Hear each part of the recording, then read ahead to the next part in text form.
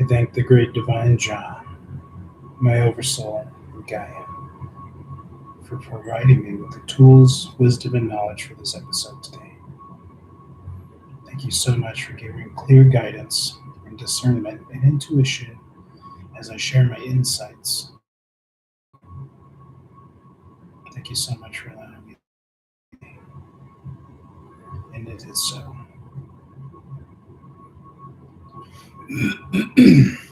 Well, hi everybody.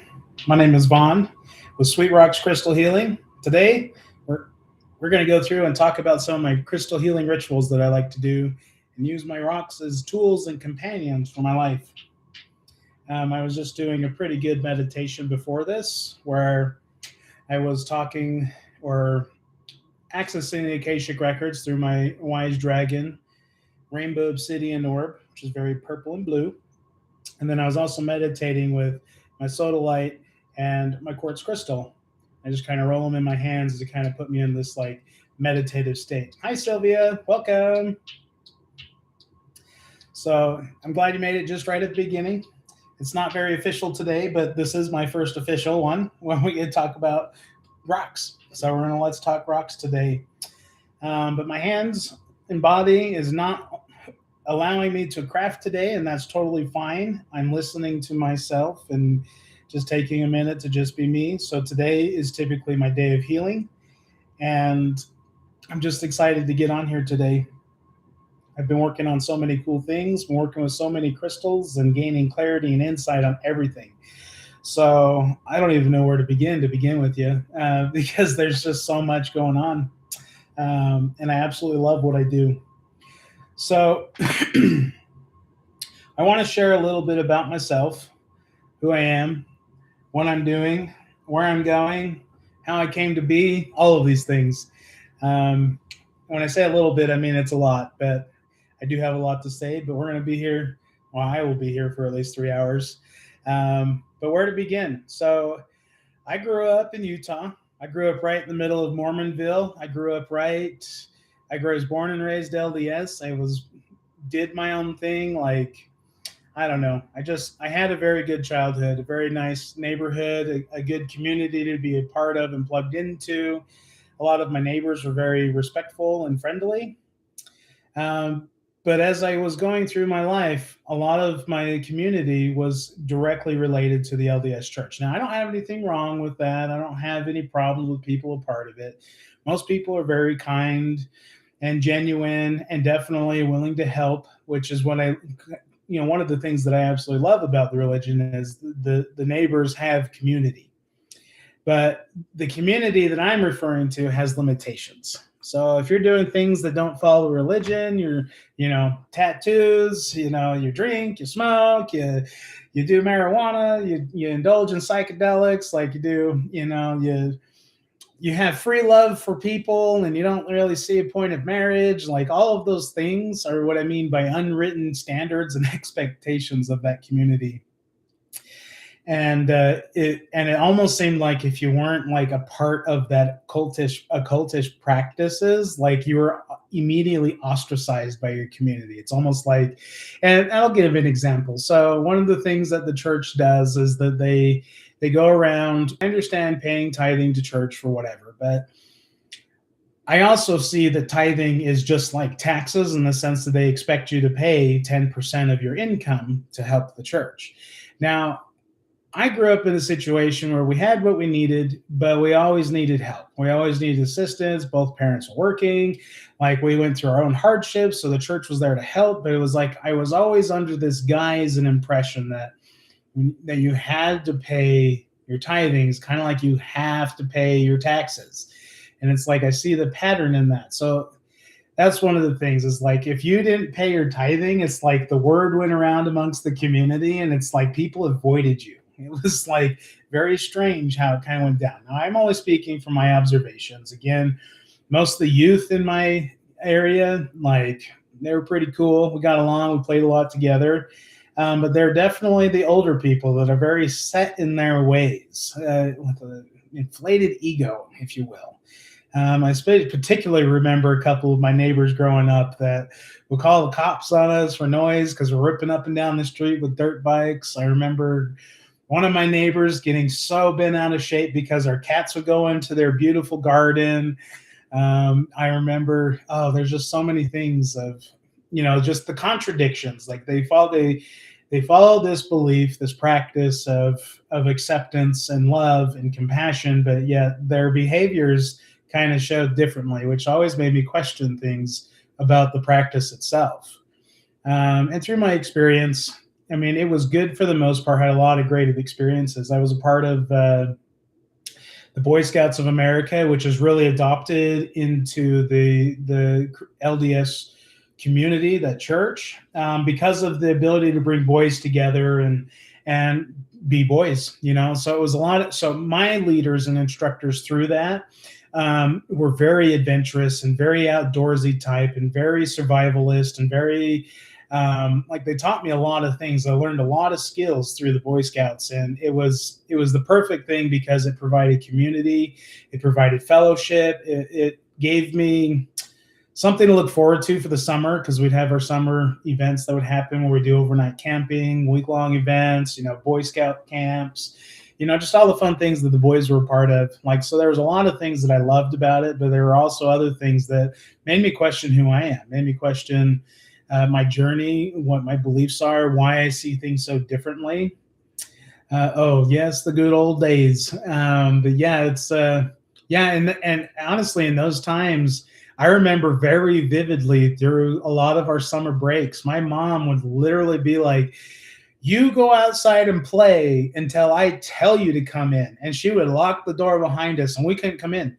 So like, obviously as kids, if we had to go pee, we just went to a bush. We would make our own water park with the hoses and the trees, and we'd make up our own games with our bicycles and our toys, and we just go around and do things. But we learned not to go in my neighbors' yards, because that's when my parents would hear about it, and that's when we would get disciplined for it. Hi, Angela. Welcome. So I'm just kind of sharing a little bit of my past, my childhood, and kind of how I came into crystal healing. So anyway, I go through that. It was when I went through my teens, I was going through a lot of transformation, trying to figure out who I am, trying to become an adult, trying to get myself, independent, because I didn't want to live at home anymore. Like, there was just so many things going on. And anyone that's a teenager now, anyone that's lived through it, obviously, they know what that means when you're trying to figure out who you are, because you're coming into adulthood. You've been sheltered and cared for your whole life, and you're trying to leave the nest, essentially. And so I went through my rounds of trying to understand who I am and figure out who I am. But what ended up happening in my experiences, a lot of influences were telling me how I should be living. Were telling me what I needed to be doing. Were telling me that my sins are unforgivable. Were telling me that, I'm going to have to seek for atonement my whole life. Like, there are so many things that kind of came to light through this process that I didn't know what to believe, didn't know what to think. And I certainly wasn't thinking for myself. And that's the biggest thing that I want to emphasize on, is that we weren't allowed to think for ourselves. And I say this because a lot of the doctrine and the dogma that came with that religion and their practices was like, oh, well, you can't hang out with certain kids because, they don't go to the church. Oh, you can't go and help this person because they're smoking. It's just like, these standards that were not written down, not preached in their dogma, but yet people have held that standard. Oh, the biggest one, you can't have caffeine. Oh man, that was the biggest one. And they talked about gluttony being a bad thing, but it's like every church event had hot chocolate, and they stuffed you till you were full, and they said take more anyway. Just like, so when you follow their word of wisdom and their practices, a lot of just their community things, bringing them together, violated those things. And I saw the problem with that. You're not walking what you're preaching. which almost it opened up the door for this level of hypocrisy that I was beginning to see amongst people. And they would justify it. You know, it's like, oh, well, hot drinks technically means like coffee and tea. And I'm like, well, what's wrong with tea? Like, I drink tons and tons of tea now because I understand the healing benefits of the herbs that are put in your tea mixes. So it's like, huh, isn't that very interesting? You know, and why not coffee? Everyone around the world drinks coffee. So apparently you're a sinner and going to hell because you drink coffee. And the contradiction to that is I loved seeing all the members drink their Mountain Dews and their Pepsis and their colas that is packed for more artificial caffeine than what you get from your coffee. Hi, welcome, Tina. So much. Do you still have snow out there, Sylvia? I only got a little bit. It's like slushy, muddy stuff. So my dog, he loves it, but me, I don't like coming in all muddy. And it's super wet. So anyway, just there's a lot of things that I found very contradictory to the practices versus what people actually did. Now, in my journey, I love that you're playing in all the snow. That's amazing. I wish I had more snow because I would be in it all the time. I used to snowboard and ski and go sledding all day. Like one of the things my parents do, like during our winter break, was we had to go outside until my parents told us to come in, and we would be off. So where I grew up, we grew alongside like this private, like it's like a private club for a golfing club. So you had to be a member of this organization to go golf on their golf course, right? Well, as kids, we had friends that had houses neighboring the borderline of that golf course, and so we would crawl underneath the fence line and get into those hills and go down the massive hills for sledding. And man, I can't count how many times cops would show up and be like, "Get out of there! You're trespassing!" And we're just sledding. You know, we're not destroying property. We're not causing any harm. And in the snow that we would have feet of snow, like 3 feet of snow.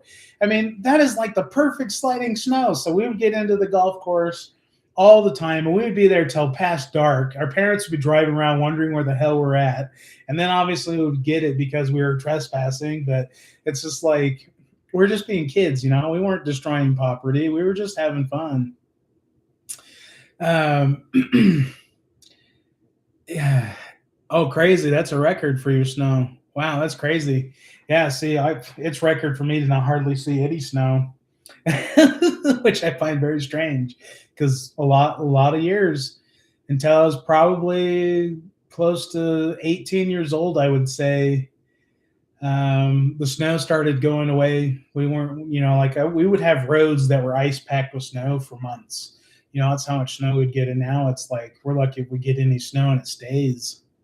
So times have changed, which I don't mind if the times are changing to where we have a more temperamental climate year round. So it's not too hot, not too cold year round.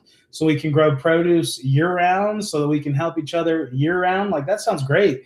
I would love to live in like a Mediterranean climate, if you will, where there's just enough cool days as there are warm days. There's just enough overcast, gloom, you know, rainy precipitation days, and, you know, and sunny, clear days. Like, I would love to have a temperamental climate.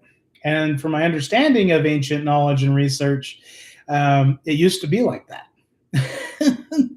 So I don't know. The geoengineering of the climate today, it almost makes me feel like they're controlling all of it. And that's just what I'll have to say about that. But do your own research on the topic. It's quite fascinating what technology we have available to manipulate weather. It's pretty wild. But anyway, so what stones would you guys like to know about today? I've got a variety of ones that I practice with. If you have any questions of what you would like to learn, how to use your own stones as your companions, how to utilize them in your daily practices, feel free to leave in the comments what you'd like to see in going forward with this video. I've got so much, and I kind of will just start with wherever. But today I do want to talk about my Lionsgate talisman. This one is super, super special. Amethyst, that's a good one. I got my amethyst point here that I like to use in my meditations. And I also have this crystal chunk that I like using for my house, like just in my ambiance, the area. And then I have like tons and tons of like small little crystals here and there. Like Tracy's portrait on my wall has got amethyst all over it, like these little clusters put on it to amplify the energy of that. Amethyst is fantastic. So amethyst, it's connected to your third eye and can activate to the crown chakra. And so basically when you're meditating with it, you're absorbing the frequencies of here to kind of help give you that mental clarity and that divine connection to source, whatever that may be. I refer to source as Jah, and Jah is like the notion of your first breath. Yah, like we're inhaling, Hui, like we're exhaling. So we're inhaling God, we're exhaling God. So for me, Jah, which is the Rastafarian belief of love and God is everything around us, that's what I choose to believe. But divine source, creator, universe, Yeshua, Buddha, whoever you want to call it, it's all one and the same. The deities that the ancient history talks about, they all leave us a story to tell, which I'm using this Divine Masculine Healing article, learning a lot about the masculine gods and the stories that they left for us to learn from. Like Buddha, who taught us how to accept things for how they are and learn to love ourselves through it and give kindness and empathy to those who are suffering. And if we can do more, we can help more, right? If we can bring in more abundance in their life, we can give more help to others to achieve it themselves.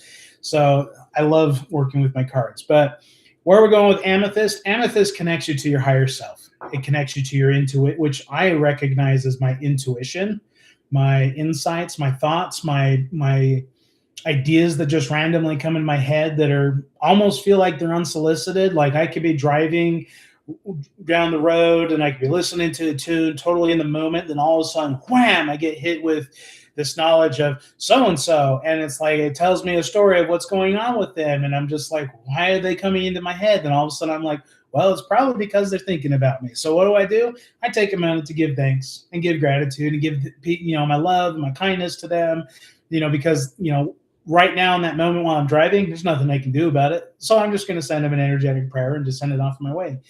But the same method, using your amethyst, will help you bring insight and clarity when you have your own questions within yourself. Now, I love amethyst because it's a very well-rounded, very balanced, like energetic crystal that kind of harmonizes the frequencies within your body, your chakras, gets the energy flowing. And in doing so, this is what helps you strengthen your connections to the great divine.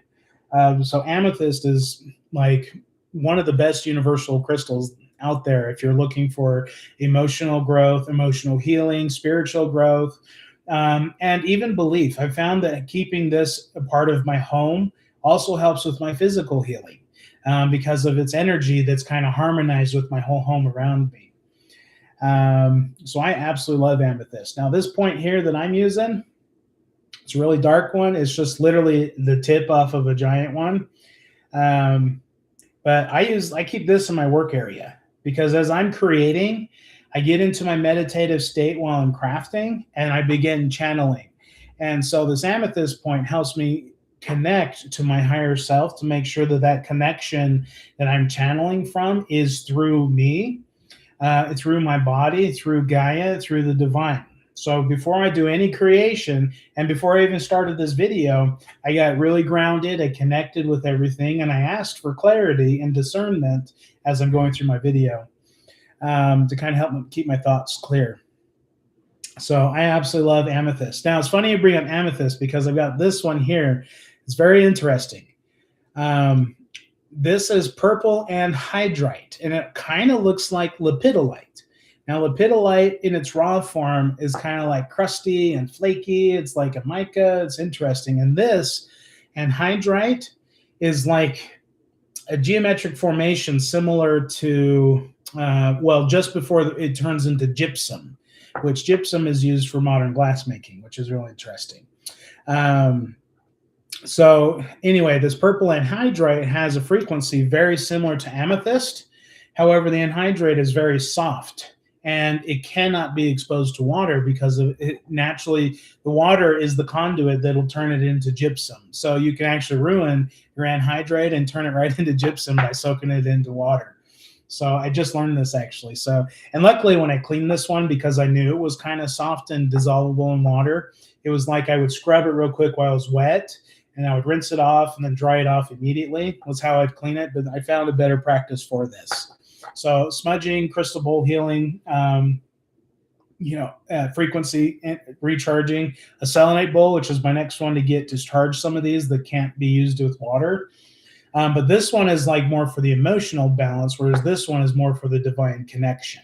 Even though they're metaphysically are both for the healing of the emotions and connecting to the higher self. This one is more motherly and more nurturing. That's why I like it. And this one's also known as Angelite Quartz Crystal, which is very similar to that, but it's the purple variation. All righty. Talking before, I've got my Lionsgate talisman. Now, when I made this one, I had made it for, and I talked about it in one of my previous ones, but I had made it for somebody else. And on August 8th for the 8/8 portal, I did this crazy powerful meditation. And in this meditation, I created an avatar for my astral body. So I've been learning through my meditations that I can get into the astral realms pretty readily now. Which is quite interesting because as I'm learning, these are actually OBEs. I had no idea that's what they were. I would just get in such a meditative state that I would just fall asleep. That's how it felt, as I would just fall asleep. But then the second I came to, it was just like I was fully alert. I was fully awake. And I'm like, how long was I out? And then it's like hours have gone by. And I'm like, holy crap. Like I was just meditating. And then all of a sudden, all of this journey happens not here. And I've been learning that I've been astral traveling in these meditations. And so when I get into my astral realm, what I see and what I visualize through my third eye are mandalas. Like I see geometric patterns in mandalas. I see energy flowing and moving into each other. And I can tap into this now pretty regularly, and I get there all the time. Lately, when I dream, I can zoom out my focus on what I'm dreaming and start seeing the mandalas peering through, almost like I'm looking through a portal. Anyway, that's just kind of the best way that I can describe it. But what I mean by that is the longest time I thought that these experiences were just lucid dreaming, like know that I'm dreaming and I'm interacting with my dreams. When rather the reality was that my astral self was actually interacting with the astral realm, and I was creating everything that I was putting my thoughts to. Case in point, the best movie to kind of describe what I'm seeing is like Doctor Strange, where he has his little charm here and he's holding it and he's creating the portal and he's, wiping the portal. And when it opens, you can see through it like a mirror. That's basically what it's like. Like when I'm dreaming, it's like I'm peering my head into there and I can see the dream that my dream's meant that something's trying to talk to me about. But when I zoom out, meaning pull my head out a little bit, I start seeing the mandalas around it. And it's like, wow. And all of this is in my dream state. I don't even know how else to explain it, but my practices in my meditations have allowed me to connect on a very, very divine level. And now it's like I'm starting my learning once again. Like I feel like the more that I'm learning and understanding about this, the more I don't know. And it just raises my curiosity and excitement to continue on learning about these things. Like I absolutely love it. You're welcome, Sylvia. I'm glad I can share a little bit about that amethyst. Oh, how to use it in your home. That's a good one. Let me go back to this and we'll come back to my dreams here because the amethyst kind of plays its part in that. But amethyst, when you have it in your home, to kind of help. So I use my amethyst to kind of help bring a balanced, peaceful, tranquil energy within my home. And where I place this one specifically, it's on my plant garden, my little shelves I have here with a bunch of plants in a corner of my house. And what this does is it takes all that neutral, harmonizing energy and it starts creating a circular motion with the plant life there in that corner of my home to kind of increase the energy flow of my feng shui. I live in an apartment, so everything is gridded and blocked, which squares and 90 degrees trap energy. So I try to get those corners flowing with something. So I use this in my home in a corner. This works best if it's right in the middle of your home. But because I've got so many other things working in my home, this one works well in the corner to kind of excite the energy just in that corner there. But in that window that I have it in, it gets tons and tons of light through it, but not direct sunlight. Because direct sunlight can actually discolor your amethyst. So be mindful of that when you're charging them. They do like sunlight, but I wouldn't do it for more than 6 to 12 hours on a daily. You wouldn't want to leave it in on a hot summer day because you get your sun fade, you get your sun bleaching, and it will do that to all of your amethysts. So if you got deep dark ones, be mindful of the exposure of direct sunlight. But mine, however, get lots of sunlight throughout the day because of where it's positioned in my window. And then I keep this one in my workspace. Again, same thing. This is my area. This is where I sit and I'm channeling and creating. So this one's creating that same energy flow in my workspace, but it's helping me connect with my higher self. And you want to set intentions to every crystal that you're using. So I perceive crystals and stones and rocks as a form of consciousness. I wouldn't say that they're sentient in any way, but I would say that energy is consciousness and consciousness is energy. Therefore, what made them through frequency is what, anyway, falls in line with that. It gets very complex. Don't want to explain it. But I consider these as stone beings, meaning that they are conscious, and I've now learned how to connect in with their frequency and understand what the energies are doing for us. I'm able to decipher what's within these now based on feeling, and I kind of just interpret what I'm feeling, especially when I'm connecting with someone else. So when I'm creating custom pieces for somebody, I'm also tapping into these energies. I'm tapping into their frequency as well as mine, but I never take on the energy because I'm constantly grounded through Gaia. So it works through the whole divine. When I'm working with people, I create like a tree, if you will, where my whole body is the trunk, and above me is my branches that come out to absorb the energy of the divine, and then my roots go deep and far to connect to Gaia, to help me transmute all these energies. That way it doesn't take its toll on me to do what I'm doing. Because all these crystals I'm working with, they can be taxing if you're not setting very specific intentions. So the intention I set for this one is just to cleanse and purify my home and amplify the energy frequencies with love, kindness, and compassion. And I set that with my plants, and that kind of helps intensifies this. So the intention I like to set with this one is along the lines of, I accept you as a crystal and my crystal companion.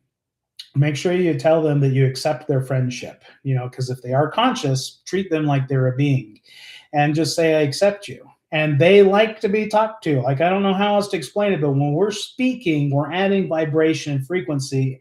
And in the realm of energy, they're receiving it, just like you're hearing me now on this TV. It's very synonymous to all of that. And so when you're setting your intentions, allow them to know how they're going to help you, because they, otherwise they can't do anything on their own. So they like working with us as a companion and tool. So the intention for this one is just to help me have a clear, discerning, concise reading as I'm helping people with their crystal healing. So I use that one in my workspace.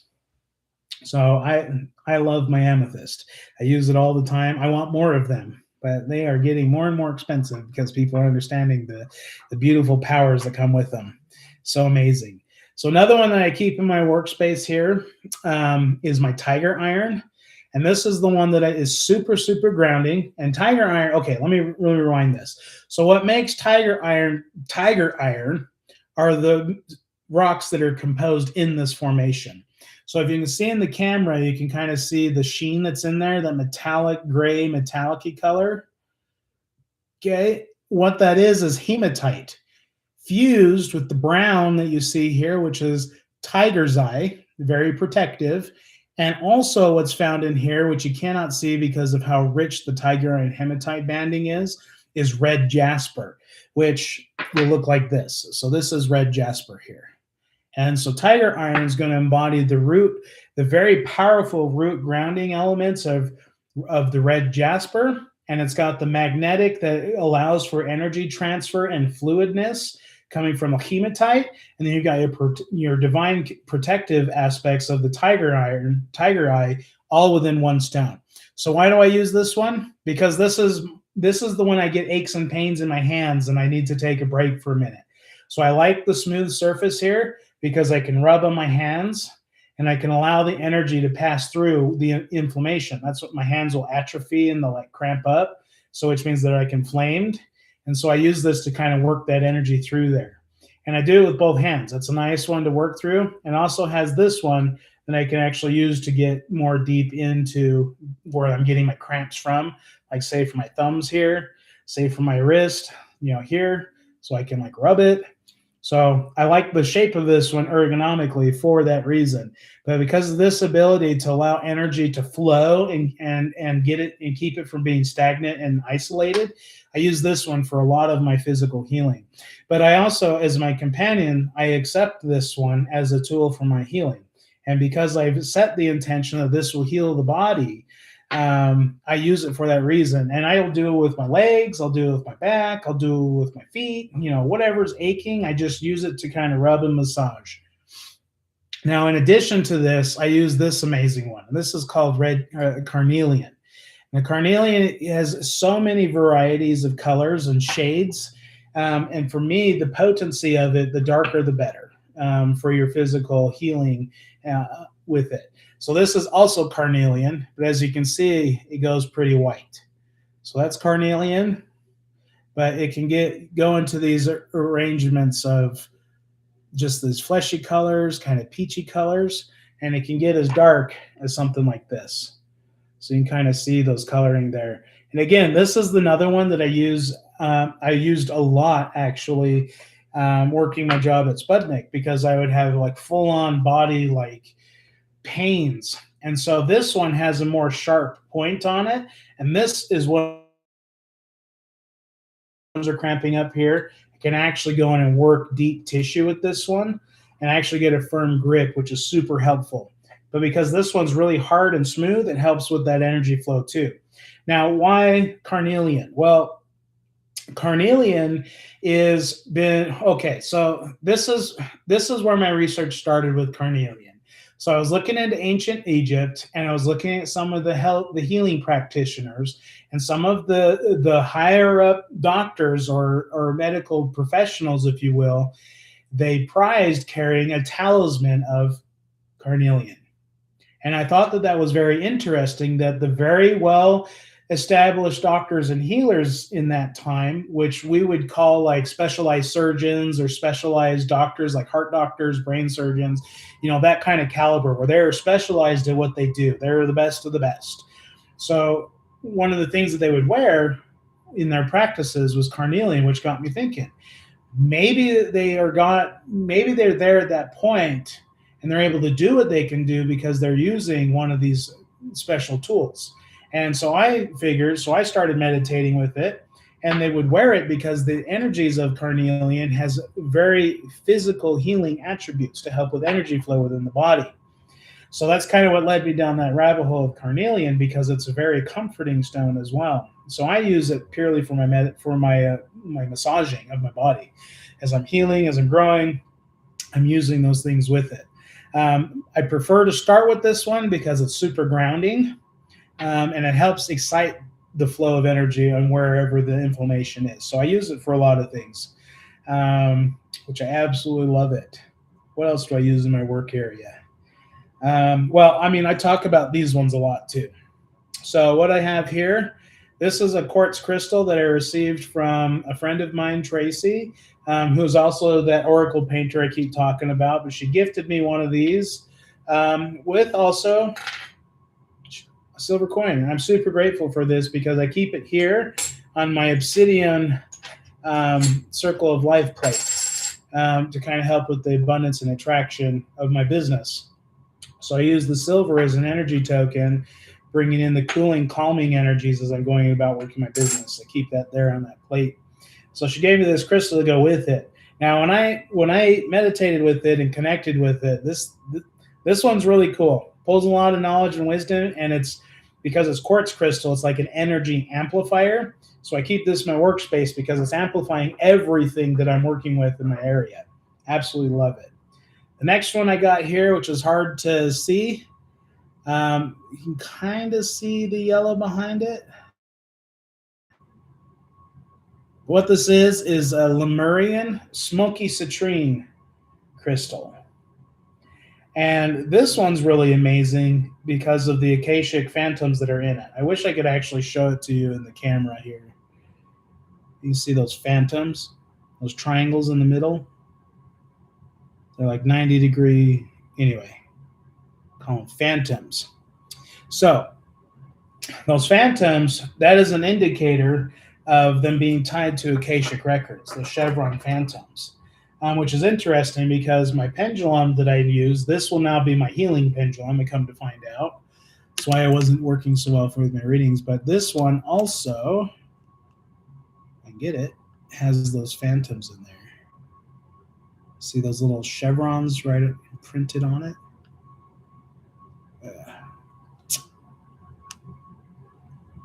Anyway, so it's got 90-degree points inside the crystal, which is very interesting, but they're always like pointed up like the points on here.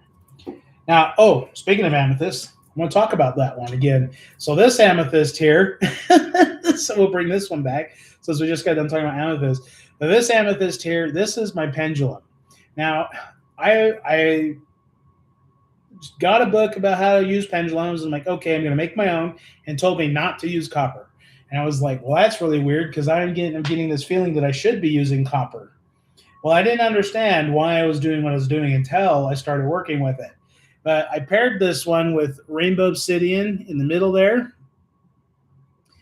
Those rainbow obsidian beads, which is like your positive energy ones. They're very grounding, very loving and soothing, but very joyous, just like my wise dragon. Very jolly energy that comes off of it. Kind of makes you want to smile and laugh. That's kind of how I associate it with. But it's paired with hematite. Again, as I told you with hematite with this one, it's an energy conductor. It allows for energy to go. Now, hematite, as you can see in my fridge back here, I've got magnets. They're magnetic. You can stick them right to a fridge. They carry energy, quite literally. So I use hematite for healing stuff a lot because of their ability to transmute energy. So amethyst, this one in particular, I had a very profound meditation where I was visual. So I want to start getting into like actual crystal healing with people because I really believe in what they can do. So I was meditating and I had my hands here open, and in my meditation, my left hand was red and my right hand was blue. And the light that coming out of it, it looked like fire coming out of my hands. And I was feeling the energy coming out of both of my hands. And as I was looking, I was like, huh. So I said, what frequency? So this is my energy, this red and the blue. This is my energy. This is what's happening within me. And so I'm like, okay, so what colors of frequency do my hands need to show or embody when I'm actually working with crystals to healing another? And immediately my hands went from red to amber colored and from blue to purple colored. And I'm like, oh, that is very interesting. So I go amber, purple, and that's what I needed. So what I learned in the colors is that the amber is more based on the solar plexus, which is like the fire within, that love, that kundalini energy.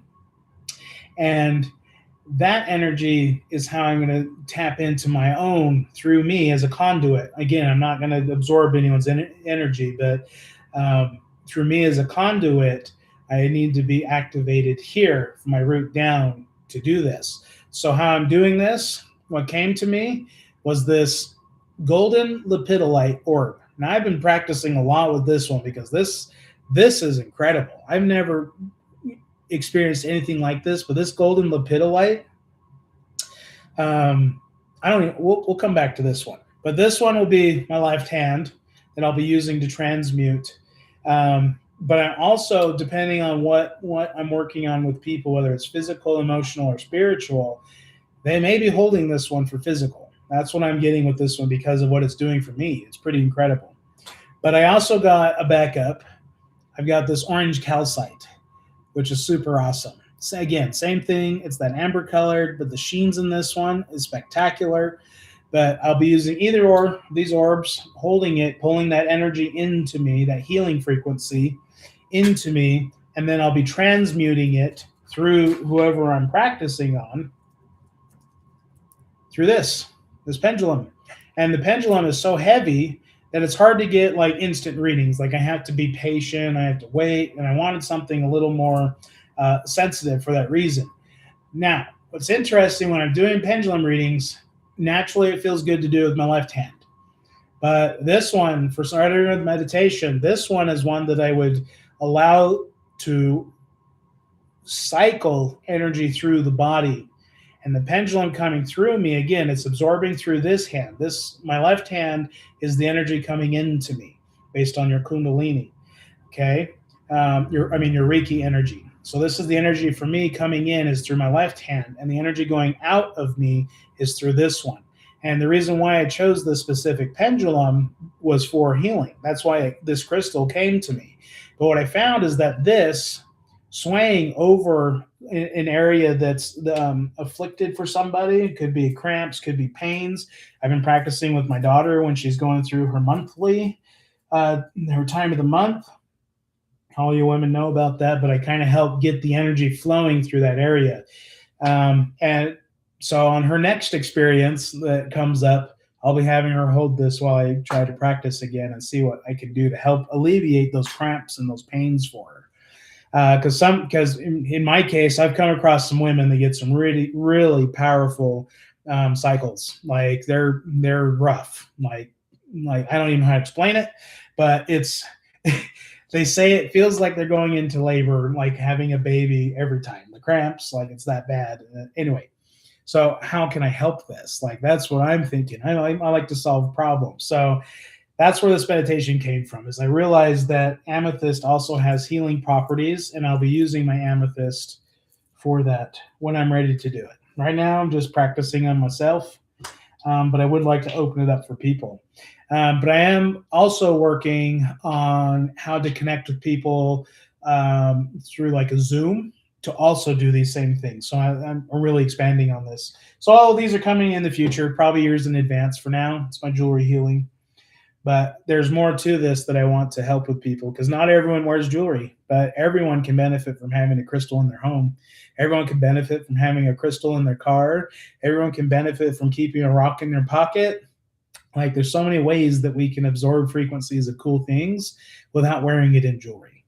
So, but me personally, I like it. I like the expressiveness of jewelry. I like that it just radiates my light. It kind of just does all this amazing, great stuff for me. So I don't know. I love it. So we've got off on a few tangents. I'm still talking about amethyst, talking about my workspace. Oh, my talisman. So I use this talisman. So in my meditations, my talisman, it's connected to my soul. And it came to me in the astral realm when I had created my avatar, which is like a prismatic abalone shell crystalline being. That's what I look like, which is super cool. But when this came to me in the astral, I use this as my light armor to transmute energy coming around me to kind of help protect my sacred energy. Because again, as I'm working with people, I don't necessarily want to exhaust my special energy within myself, but I would rather use my body as a conduit through the great divine, which has endless and limitless energy, and Gaia, who's also endless and limitless energy. I would rather transmit energy through me, through a divine source that's infinite. So I would rather not. And I think that's why I kind of got away from these practices in my youth, was because I was taking on the pain. So I'll give you an anecdotal story. But I was dating this gal once upon a time, and I adored her to death. There was a different kind of love energy and affection that I had for this particular person, which wasn't necessarily like a sexual drive in a sense. I mean, I was attracted to her in that way, sure, but for some reason, like, 'cause she just had back pains a lot. And so I would just do some massages, whatever. But in the state of mind that I would get in with these massages, I was pulling energy out. I was pulling it out through my hands.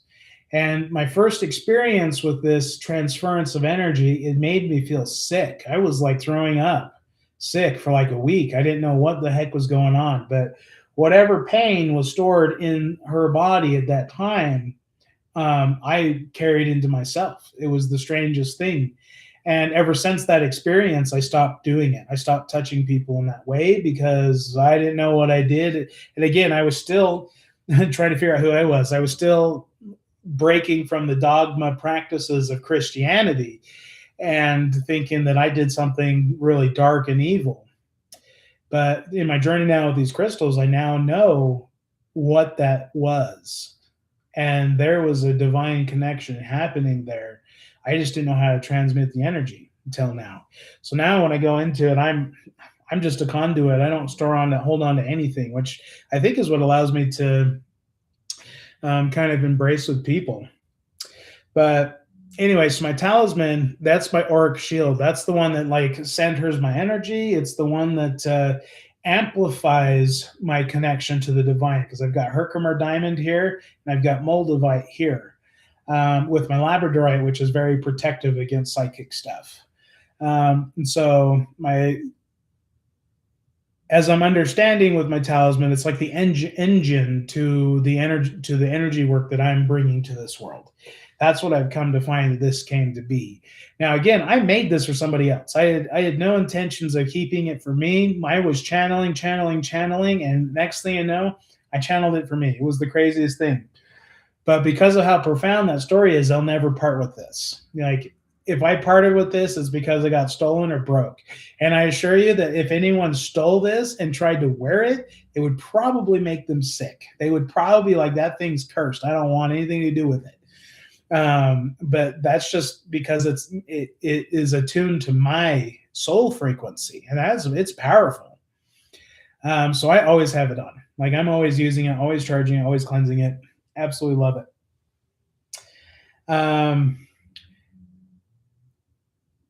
Now I want to talk about my new pendulum.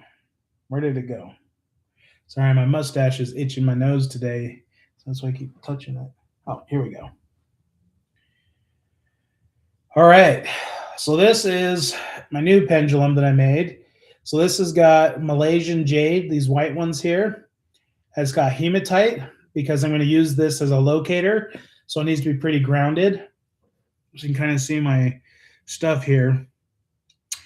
But I just posted a video about this one, kind of showing the inclusions with it. Man, this thing's going off like crazy. It's so excited. So last night I did a meditation with it, and I was trying to establish a name, because I feel like when you give something a name, it gives it kind of a power in a sense. Like my cars, for instance. So all of the cars I've ever owned and driven, I've given them all a name. Like my current Subaru, her name is Debbie. Now, don't ask me why I named my cars. I didn't understand the energy transmission that happens when you name something. And it doesn't necessarily mean you're claiming ownership to it. Rather, you're acknowledging it as a conscious thing. So my car, falling apart, doing its things. It's old, 180,000 miles, but still gets me where I need to go. Still holds, drives true, no oil leaks. Like, air conditioning still works. So it's like, I feel like because I've given my car a name, it takes care of me better than a piece of machinery that will eventually break. Like our 3D mindset tends to perceive. I'll just fix it when it's broke. Which one is beautiful, Tina? Are you talking about my pendulum, or are you talking about my talisman?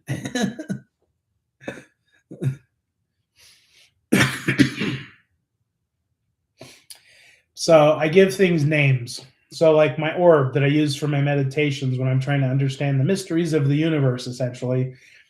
This is my dragon orb talisman. It's named Unter Drog. As you can see, it's a little sheen there. It's like an eye. Absolutely love this one. But the energy of this one is very jolly, very happy, very joyous and prosperous. Absolutely love it. But it's definitely a dragon energy, very intense dragon energy. In a lot of ways, it kind of reminds me of Richard. Now that I've been watching more and more of Richard's videos, I'm feeling the dragon energy that, as I understand, Richard is like an embodiment of a dragon soul.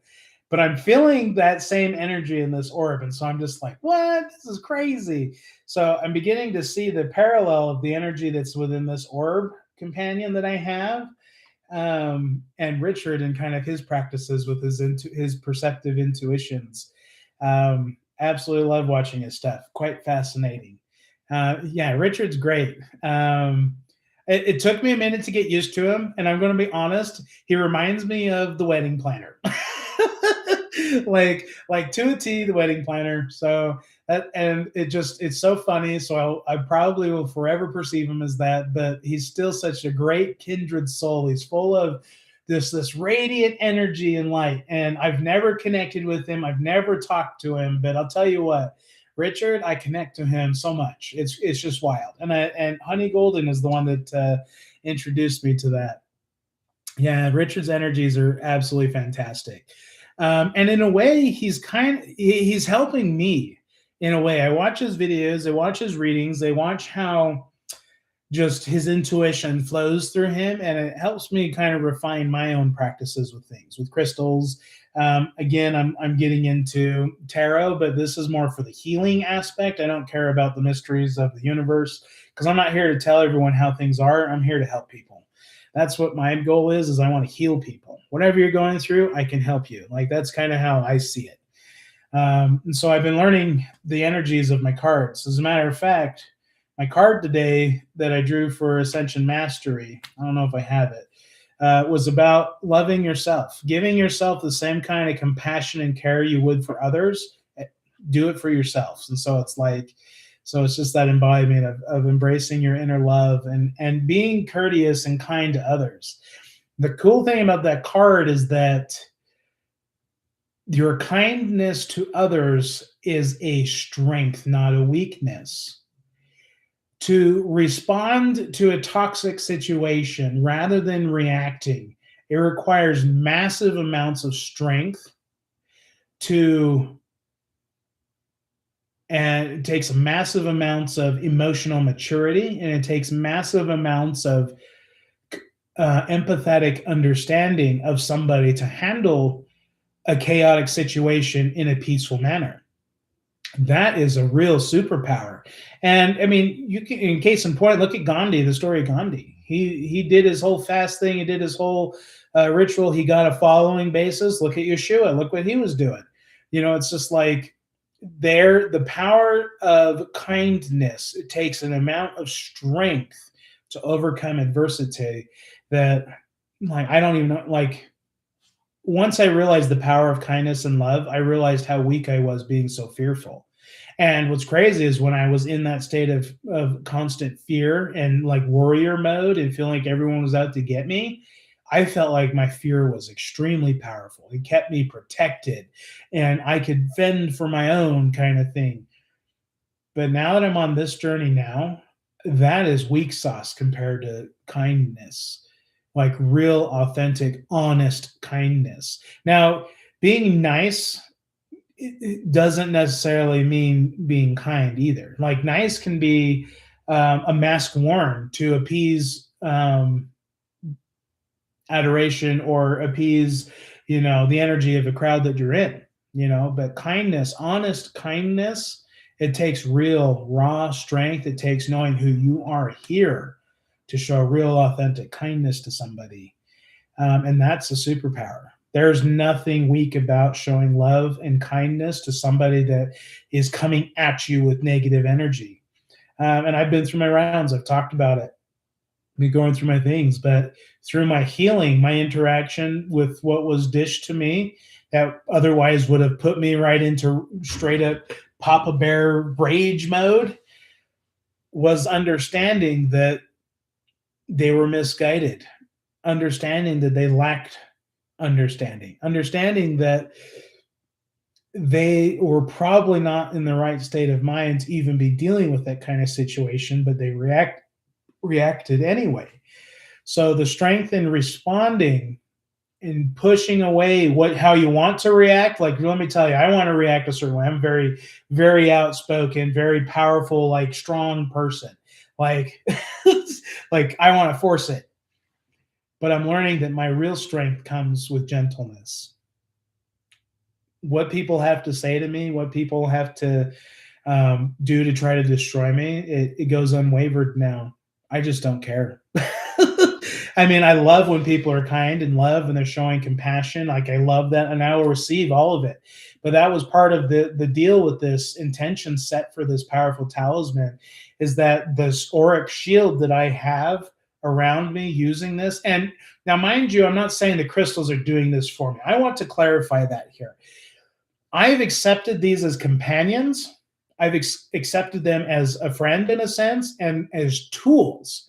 The real power is you, your higher self, your divine self. And I want to illustrate that none of this would have happened had I not strengthened my soul, my connection to my soul. These tools, now that I understand this, amplify what I already have within. You don't need rocks and crystals to grow and heal spiritually. I just want to make that very clear. But they certainly help the process. They make it quicker. They make it swifter. They make it easier. like it's kind of like, what's a good comparison I'm thinking of? It's like going for a run.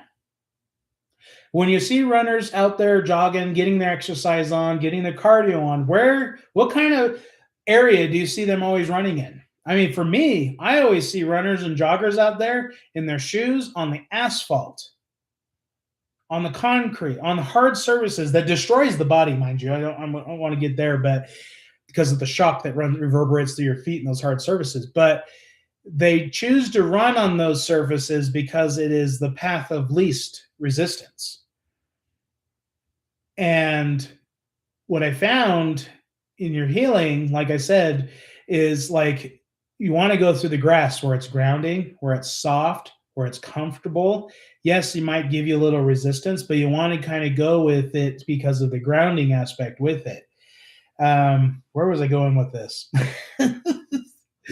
My connection to my crystals. So it's like I just learned to connect to nature as I'm going about my things. Now, the crystals is like running on that hard surface. It makes it quick, it makes it simple, makes it awesome. But your real power is when you're really connected, centered, grounded, and right here, right now, in the present. You have that power within you, and Yeshua was teaching that through all of us. I'm just offering a way for you to utilize other tools that can help you along the way, because we all resonate with something. We all pick up a stone for whatever reason. Our body knows. We might not know, but our body knows why. So I absolutely love it. Yeah, well, see, and that's the part with being in the city, your concrete jungles, as Bob Marley likes to put. But find a place, like that's what I'm saying is most joggers and runners, even if they have access to running on dirt and soil and grounding themselves, they wouldn't, because it's harder. It's harder to run a mile on a grass versus running a mile on a hard, paved surface. It's, like it makes perfect sense, but it's so important for your overall health to stay grounded always. So like when I do my exercise, I'm walking in the grass. I don't really care. I don't run a lot. I don't care about running. You can get the same exercise and cardio by walking at a fast pace as you do running. So I'm going to stick to that. We'll just walk fast. And well, my dog, he likes to play mush with as if it was a dog sled. So it becomes quite the journey when I go on walks. Yeah, okay, going out for a walk, Tina. Well, I'm so happy for you. And if you want to just leave me plugged in, I'll continue talking. But yeah, it's quite interesting. So my Hermione pendulum, that's my locator one. This year, I've set a goal that I want to start doing some rock hounding, and I want to start doing some more crystal hunting, getting out into the crystal fields, because we have craters of the moon out here, so lots of lava rock specimens I want to find. So what we're going to use for this locator pendulum is I want to be able to use this for my readings, for like my yes and no readings, for instance, but also to help me locate. Now, pendulums, and same with dowsing rods, can be used to locate drinking water, can be used to locate places to move. Like say I pull up a map of the US. I want to relocate and get my homestead, right? So I made this so I can start practicing with it. But when I build my homestead, I need to find a location. So I've got a map now that I can pull up, and I'm going to use my pendulum to say, point to me where I need to go. And I'm just going to run my pendulum up and around the map. And the second I see a response where it goes and taps the map, that's going to give me a point of origin, at which point I can refine it.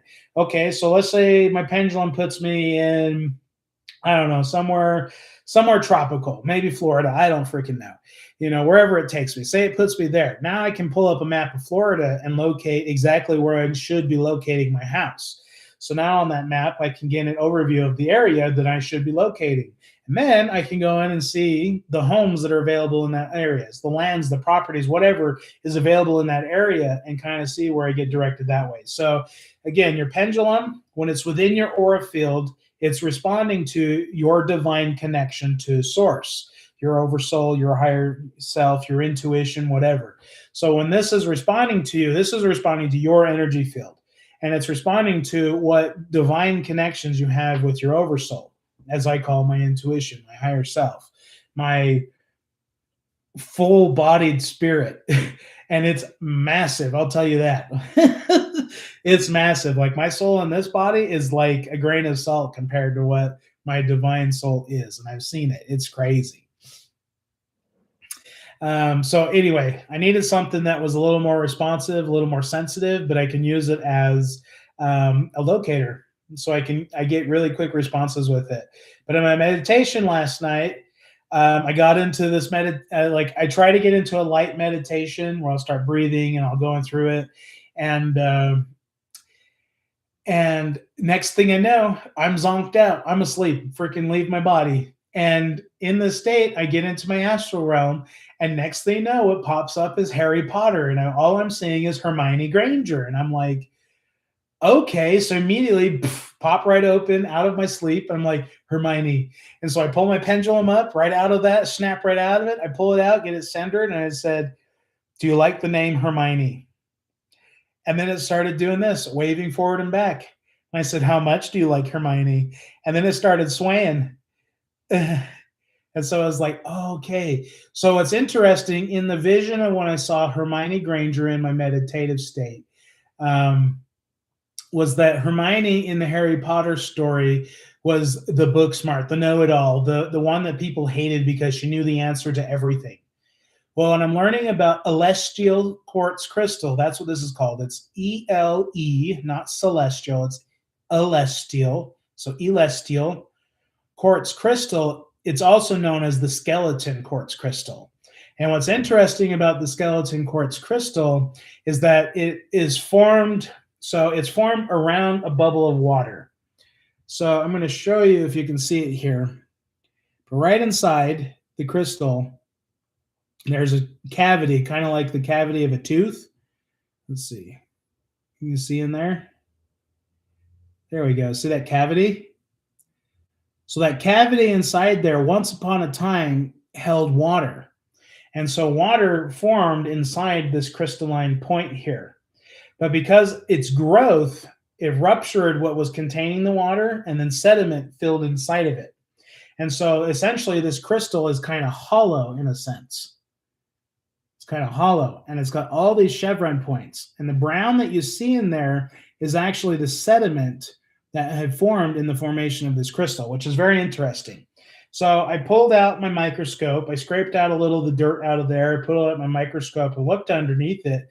And it's got a lot of clay. It's got a lot of iron. It's got a lot of, I don't know. It just, a lot of red dirt came out of this. So I don't know exactly what I'm looking at. Still observing, still cross-referencing things. I don't know what I'm looking at, but I did determine those things. A lot of clay, a lot of iron, a lot of calcium was formed on the inside of this.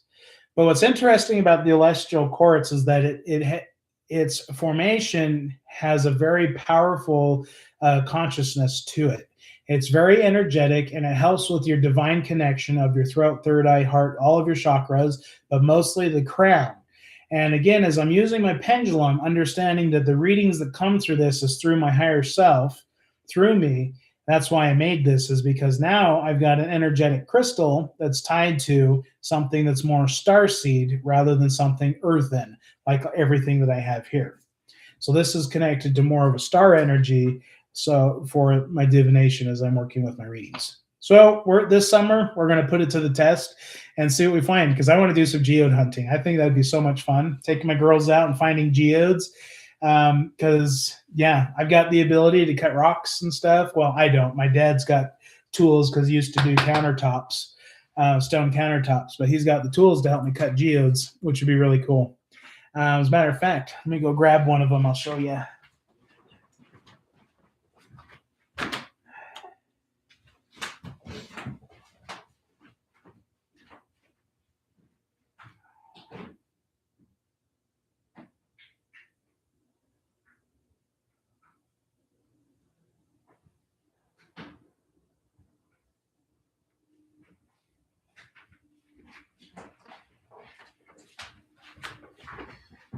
All righty.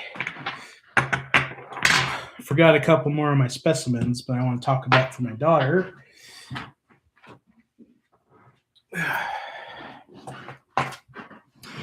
But we found a geode. My daughter thought it was really cool. And I was like, oh, it's like a double geode. It's like double noted. So you can see the geode. It's got like this double bulb in there. Super cool.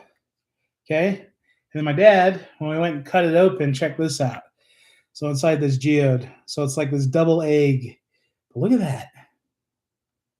So we want to go and do a bunch of this. So the gray quartz in this, come to find out, is more like celestite rather than it being more like quartz crystal, which is super cool. But look at the formation of that. So I want to go and find some more geodes like this and see what we can find, because I want to start cutting up in some rocks. I think it'd be so cool to kind of see what's in there, how these are formed. Like, this is so fascinating. Absolutely love it. So I want to do more of it. I really do. So I made my locator pendulum to help me wander the wilderness, if you will, to try to find more crystals out there. Because just north where I'm at, there's these crystal fields that people find quartz crystals all the time. I just want to find some. I think it'd be so cool. Take my girls out and come home with a bucket full of crystals. Just because, like, I love quartz crystals. And if I had a bucket full of quartz crystals, I assure you, my whole house would be energetically amped up, meaning that my Wi-Fi probably wouldn't even work anymore. And that's okay with me, as long as I can clear it from my house.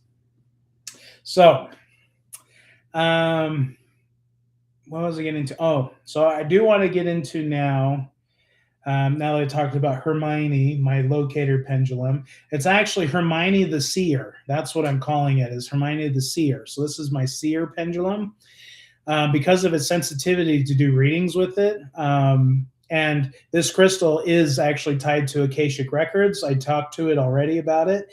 That's why I call it the Seer, because now if I'm connecting to the Akashic Records, I can pull ancient wisdom, and I can also pull more insight on things as I'm doing readings. So I absolutely, Tina, I absolutely love this one. And I don't know why, when I made it, I just grabbed stones. I just said, I was at the store. Oh, okay. Well, I'll just tell you the story. We got time. So I went to the local enchantment store because on Sundays they do crystal healing sessions. Now, this was also the same day that Honey was launching her new book, which is super amazing. I'm excited to get it. And I'm super proud of her, by the way, because the way she tells truth aligns so much with how I understand truth. So, I absolutely love it. So I'm super happy for her. If you haven't done it yet, it's called The Old Soul's Guide to the Universe. Get yourself a copy of that book. I absolutely love it. But when I went there to do the crystal healing, miscommunication. Everybody that showed up for it, it wasn't communicated somehow, and so it didn't happen. Whatever. We could do it again another time. That's totally fine. But what was interesting through this was that I went to go all right, well, let's start browsing crystals. I was looking at oddities, getting ideas for what I want to do for home decor with crystals, kind of add some things to spice up my store. But I started looking through quartz crystals, and I found this here, And it's called Elestial Quartz. And I've never even heard of this crystal. I've never even heard of it. Like this is the first time I've ever seen anything like it. I've never seen a quartz crystal with double terminated points. And this one, you can't see it, but it actually has a point here and a point here that's in between. So it's got like a trigonal double terminated end on it. Never seen anything like this. I'm like, cool. I like it. I picked it up and it zapped me. Like that's how I know when rocks are meant for me is when I pick them up, it's like an energetic, like bzz, like a zap, like an electrical shock runs through me. It's pretty wild. So I'm like, oh, okay, so that's pretty cool. So immediately I went home for the 1111 portal, which is about me jumping through this 111 portal of bringing the world that I want to bring this year. So that's why I was like, okay, I need a locator. I need one. I need something to help me get more definitive yes and no answers, so I can kind of help with my direction in my life. And so I just went to my rock box of beads. I grabbed a couple things, didn't really look at it, and I pieced it together just the way it is. Now on the anchor point here, if you can see it, it is purple charoite. I don't know how to say the word. Anyway, it's got a sheen similar to tiger's eye, but it's purple with black inclusions. So this one is connected to the third eye and the crown chakra. And as I'm holding my pendulum, this now allows me to hold it with my power fingers, my thumb and my forefinger, and my ether finger. They demonize this one being the bad finger, but this one represents the ether. So that all things around us, the in-between of elements, that's your ether, the energy. And so this, now with my reading, allows me to connect to the divine with this anchor point, and I'm using the energy of this. Now, paired with my talisman, come to find out, it needed this Malaysian jade. I don't know why I picked Malaysian jade, but I did. But come to find out, the Herkimer diamond in this is a super intense energy, and this Malaysian jade for readings will balance out that channel and that connection of knowledge coming to me as I'm asking or discerning into it. So the Malaysian jade will help not neutralize, but balance the intense energies of my energy talisman and helping me give me a more clear and concise reading as I'm doing with it, which makes it perfect for a locator. So I've been testing around the house, which is super cool. I might do a little short reel of me having my daughter hide something and then using my pendulum to find it. Because I'm trying to find my moldavite piece that I lost. I bought a chunk of moldavite and my daughter had it and it disappeared. No idea where, so I'm still trying to find it. So that's going to be the ultimate test. I'm going to use my locator pendulum to look for my missing rocks that I just randomly went missing.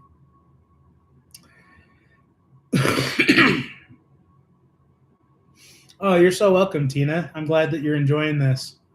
So since you're going for a walk, you're doing self-care, you're loving yourself, you're embodying who you are. I want to talk about my next favorite one that I use a lot, which is rose quartz.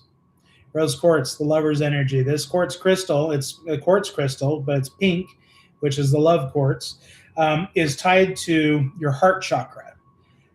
This one has that nourishing, I love me, love yourself, be kind to yourself, show yourself the same grace and kindness for others, show it for yourself. And so I absolutely love this. So here is one of my favorites. I'll kind of set it here.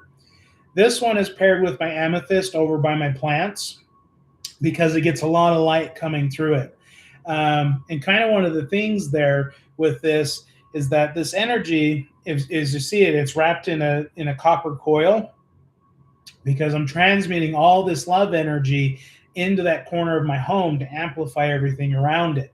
So the rose quartz is super powerful at transmuting your negative emotions. If you're feeling doubt, if you're feeling feelings of lack, if you're feeling your self-worth is dwindling, if you feel like you're meaningless and worthless and insignificant, rose quartz is a crystal to help you remind yourself that, no, I am powerful.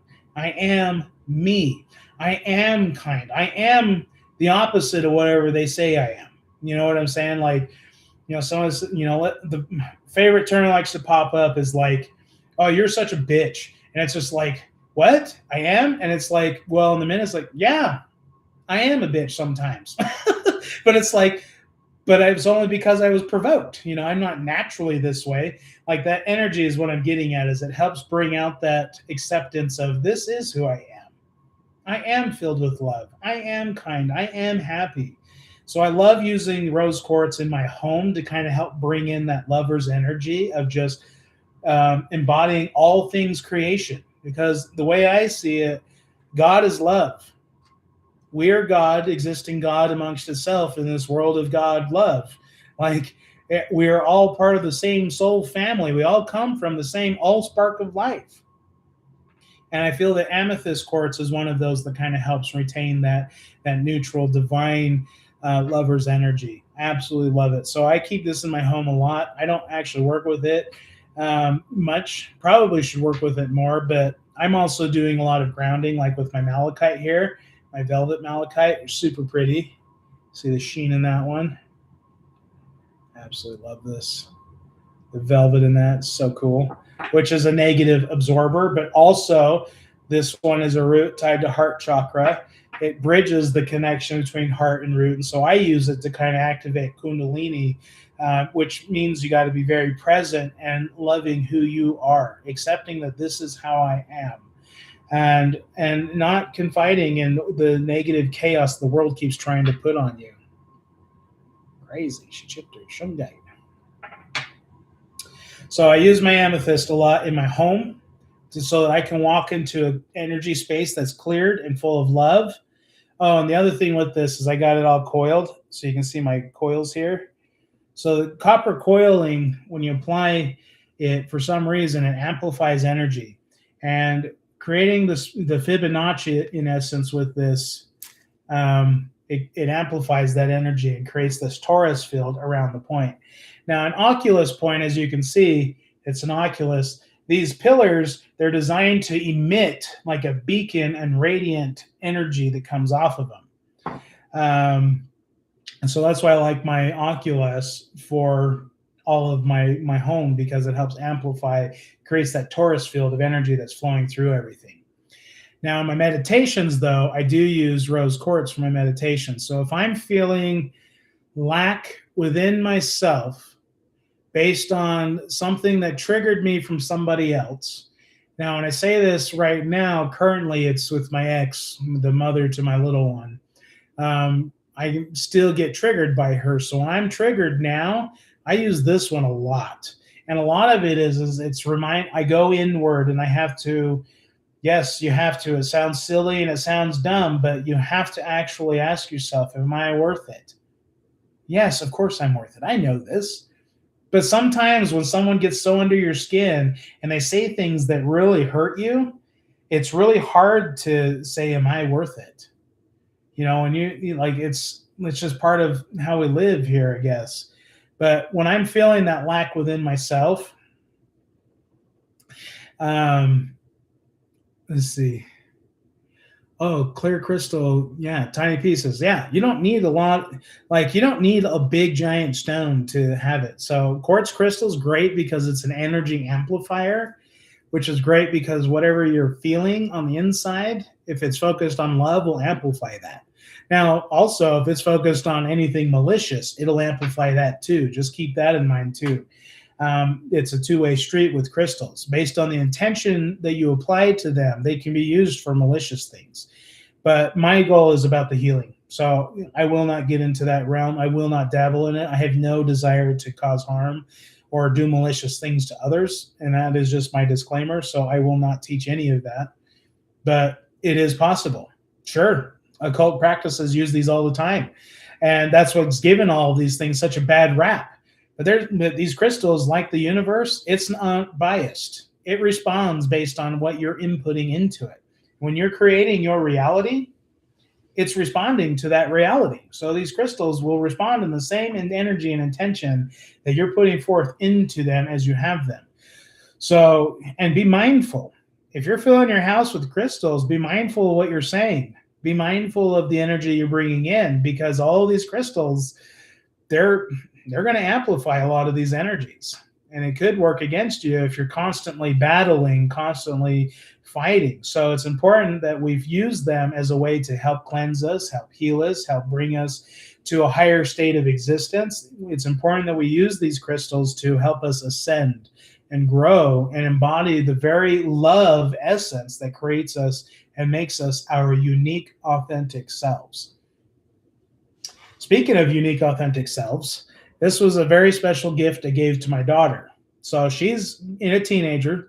We've all been there. We've all been teenagers. We know what it's like. I talked about at the beginning of this video, kind of like the struggles that I went through. Now, had I known this knowledge and wisdom, I would have probably got myself some of this. But what we have here is called apatite. Interesting name. But apatite has a variety of shades of blue that like goes from this dark navy blue all the way on up to lighter blues that are very similar to lapis lazuli. But apatite for my daughter and her transformation is one that helps focus on your love and creativity.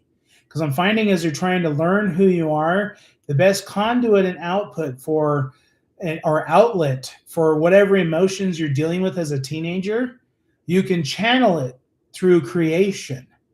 You can turn something negative and evil into something amazing by applying love to it.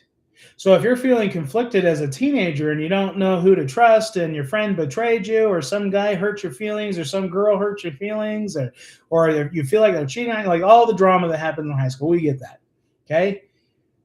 This one helps transmute that energy into a powerful force of creation. And you can use this to channel that energy that you're feeling and use it into creating something beautiful to express yourself. What I find a lot of times with teenagers in general is that they don't know how to express themselves, at least in a way that's received well by others. They can express themselves in the way that they see fit at that time, but they don't understand the repercussions of how they react to things. Like my daughter, she can be very forceful. She reminds me of me a lot. So it's like I see myself through her and I'm just like, holy crap, I must have been a real hell for my mom at some times because of how intense my daughter gets. I'm like, holy cow, I see that in me too. So for her, when she's going through a hard time and she's stuck, right now she's going through boy troubles. But I'm proud of her because she stood up for herself. She refused to tolerate the bullshit. She called this person out on their bullshit. And she I wouldn't say put them in their place, but told them you're crossing the line and what you're doing is self-destructive and self-harming and you're vampirically absorbing the energy. She came to awareness that he was a vampire energy sucker, like an energy vampire. That's really what it came to. So for her, she's been using this to kind of just get to creating, to overcome all of that negative emotion of betrayal that she was feeling and grief from the situation, feeling so vulnerable and open with this person. And then for them to treat her the way that they did, it does a toll. I mean, we learned this as kids, right? So this apatite for her she's been using it to help with her creations. Now, because my daughter's been going through a lot of trauma and PTSD and stuff with her mother's home, I also gifted her another one of my favorites. Now, this is a negative energy filter, like quite literally. So what I got here is this cool carving of shungite. Now, the fascinating thing about shungite is that shungite has been used in ancient Chinese practices for purifying water. Now, I've been experimenting with my own shungite, and I'm telling you right now, it purifies freaking water. I don't know how else to explain it, but it does its job well. But shungite is super awesome. Where's my phone? I also have like shungite on the back of my phone because it's an EMF neutralizer for my Wi-Fi and my 5G. So shungite's really awesome at neutralizing those frequencies that are harmful for the body. But shungite is super awesome. So I got her this, I call it the Star of David. It's like a 3D. So you can see the pyramid here. And then you can see the pyramid there, like the double triangle for the Star of David. But this is like your 3D model of the Star of David, essentially. But this one, energetically, is why I got it for her. because she goes through a lot of stuff, but the energy of this, just holding it, like it like takes it, it whacks it up, it chops it up, and then it like purifies it and then discharges it. Like, it's super cool, like the shape of this, what it can do for my daughter. So I'm glad that I got this for her. Shungite is awesome as an energy filter. Again, for me, I resonate more with malachite. This one has a softer touch to it, softer feel, but this one also bridges between the heart and your root chakra. So I prefer using this one over shungite for my emotional healing. Absolutely love it. Let's see, what else do I need to talk about today? I got lots of stuff. My practices. Oh, let's talk about one of my favorites. One of my favorites today, and I'm going to talk about this one because it's super, super cool how I acquired it. But it's this pillar here. And I'm going to go get my black light so you can see how magical this stone is. Give me 1 second. Where's my black light?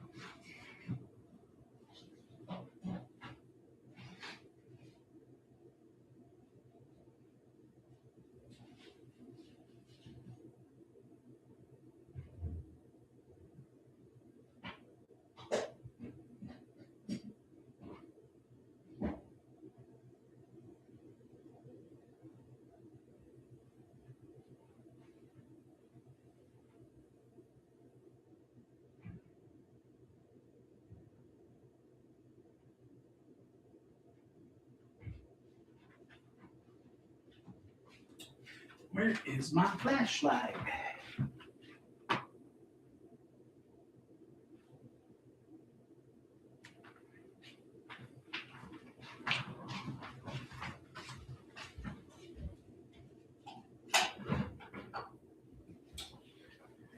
Okay, well, I guess I don't get to demonstrate the black light, the phosphorescence of rainbow fluorite, but I do want to show you what rainbow fluorite looks like because I actually have a good flashlight. But when you shine this on here, you can kind of see how those colors come out. See if I can get it to shine. But it's very translucent, very clear, very energetic. Let's see if I can get it to some of those colors there. But you can kind of see the purples and greens and blues that are all inside of it. It's absolutely spectacular. They call this rainbow fluorite.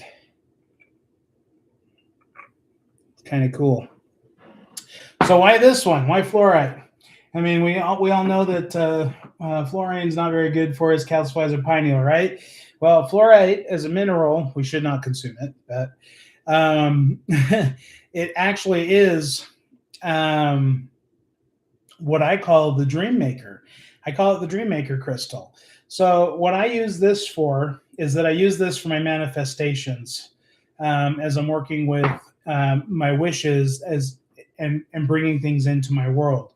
So right now, the current intention I have for this one, and I have it in a lot of sunlight so I can always see this, and it's also in my plant area because I want that grounding earth energy with it. But I use this with the intention of bringing in my homestead. I want to attract a bigger home. I want to attract more so that I can open the door to do more for others. I want to start bringing in my homestead. So all of these dreams and visions that I'm working towards right now, my big goals of getting more and more into my sovereignty, I mean, it's a big dream. I've put forth a lot of energy to it and really planned it out. But all of that is being put through this spire here. And I keep this visible so I can always see it. So when I sent my dreams into this saying, hey, this is what I'm going to track, this is what I'm going to bring, consciously now we have connected on that intention. And every time I see it, it's helping create that reality, creating that ripple that's going to attract that. So as we're using rainbow fluorite for this, it helps you use as a manifester to help create and bring the world that you want to bring in. I will share another story with it later after I reveal some news that kind of came to me recently, which is great news. Makes me super excited, but it'll have to wait for my next drive-in talk because it's going to be powerful. Anyone that's been following me in my journey, I can't wait to show. But I've been using this spire here to kind of help attract those two. I've really put it to the work. And it's worked. I don't know how else to explain it, but whatever I've done, it works. It is what it is. All righty. So rainbow fluorite, I wish I could show you the phosphorescence of it, but it does react to a UV and it turns like blue and purple. It's really cool. Really cool under a UV. But I will be doing an actual video of phosphorescence of crystals. I'm still meditating on the mystical aspects of why certain stones are reactive and some are not. Like lapis lazuli, for instance, it goes orange, even though it's like this brilliant blue color. Chrysocolas are always reactive. Septarian nodules, which again, they call these the dragon eggs. They're found in Utah. But your septarian nodules have aragonite and a type of calcite in there with the sediment. But these dragon eggs are also reactive to UV. And so it's very peculiar which ones are phosphorescent and which ones are not. Because some that you would think are not and some that you wouldn't think are. So I'm still educating myself on it. So my next favorite stone that I got from my daughter that helps her with her creativity. Because I have a household of family that's we're all creators. We all create things. It's absolutely beautiful when we work together. But sometimes as an artist or a creator, we get these blocks and I like to call or refer to them as writer's block, which is where it's like you have the idea, you have the vision, but you don't know how to get started. And I feel like a lot of people go through it, especially when they're doing their creation of stuff. And so with my daughter, I got her this, I call it the Galaxy Stone, but it's gold stone, and it's called purple gold stone. I don't know if you can, I can't get it to sheen. Anyway, in the sunlight, this has got a lot of deep purples in it, and it's super sparkly. I don't know if you can see it. It's that sparkle.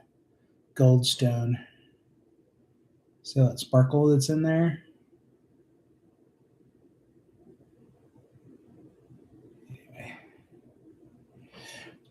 So for her with the writer block, again, it fits in her hand like this, like a palm stone. She can cup it when she's having a writer's block. She can sit here and she can meditate with it, and then she gets to work. It's quite amazing what she comes up with. So these are the couple of the special stones I got for my daughter, and the practices for them work for her. Like they're actually working for her, which is amazing. All right, so now we're going to talk about my next companion that I've synchronized with, and I actually gave this one a name as well. This is my golden lepidolite. Now, I've showed it in a few of my videos. because it's absolutely amazing. But this golden lepidolite is tied to the sacral and heart chakra. It's like the bridge between the two. But what I've learned with this through my meditations and my healing practices, well, I'll begin with the meditation, how it acquired its name. So golden lepidolite, when I was meditating with it, I like to tune into the frequency of whatever it is I'm holding. So if I get a new crystal or a new stone somewhere, I like to meditate with it to understand what it is and understand the frequency of how it applies to the body. Christmas present from brother's girlfriend. Oh, yeah, that's what this is. Christmas present from my brother's girlfriend. And she also gave me this lump of coal, but it is a black tourmaline. I keep the ribbon on it because it's super clever. I love it, but it's this huge chunk of tourmaline. And she also gifted me this honey calcite, which I'll get to talking to, and this lapis lazuli, which is super cool. So anyway, I got this from her. She had no idea what she was buying me. She had no idea. She didn't understand it. This is probably the first time she'd ever been into a legit rock store, where it's like the store is nothing but crystals and rocks. So this golden lepidolite, when I was meditating with it, I kept seeing this perfect triangle, acute triangle. So 45, 45, 45. So your perfect triangle, right? An acute triangle. I kept seeing it in the meditation through my third eye, and I'm like, what the heck is that? I've never seen this before. And my inner child kept like chiming in, like giving me this information of old video games I used to play called The Legend of Zelda. And in The Legend of Zelda, it has what they call the Triforce, right? Which is like a triangle, triangle, triangle in the shape of a triangle. And then there's upside. Anyway, if you're familiar with video games, Zelda, the Triforce, Google it if you don't know, but you'll see what I'm saying. But in this meditation with this lepidolite, the frequency that kept coming off of it was trigonal. And it was like this trifecta of energy. So basically what it was is I was connecting the divine source, I was connecting me, and I was connecting to this. And I was creating this trigonal frequency of connection all around. And when I was meditating with it, I was watching the mandalas flow and respond to the intention I was applying to it. So when I straight up said, oh, this is going to be my Triforce orb, I was like, well, that doesn't make sense. Then my inner child is like, it literally went face palm and was just like, really? And it was like, Zelda. It kept yelling at me, Zelda. And I'm like, fine, this orb is now called Zelda. So that's what I call it now. This is my Zelda orb. But as I said previously in my YouTube live here, when you give something a name, you give it a type of consciousness. You give it an energy of being. And so I've named a couple of my companions because they are attuned to me. They're absorbed to me. We've accepted themselves as friends. But this golden lepidolite, as I've been healing with it, I've been meditating with it, it has such a motherly, comforting frequency about it that's very soothing, almost like you're getting a hug from the inside. And it's like this hug that's so loving and warm that happens, and it fills your whole body with it. But as I've been meditating with it and healing my own physical afflictions, what I found is that this orb stores energy. So it's like I can, after a meditation of healing with it and holding it and absorbing it, this gets so hot and so warm that it's almost hard to handle. But what's interesting is when I set it down on the table, it'll stay warm for 30, 40 minutes. Like, that's what's crazy. Is so it's like all this energy gets transmuted through it, and it's absolutely fascinating. But what I found with this one, because it's linked to the heart and your sacral chakras, it amplifies everything in your aura field. It kind of brings it all in, and it kind of gets everything flowing through the entire body. But because this is lepidolite, it's a form of like mica silica. It's very soft, and so it's kind of flaky. So you have to be mindful because you can scratch the surface of it. So this one I have to be extra careful when I'm using. I try not to use it with my rings because they'll scratch it, believe it or not. But it's just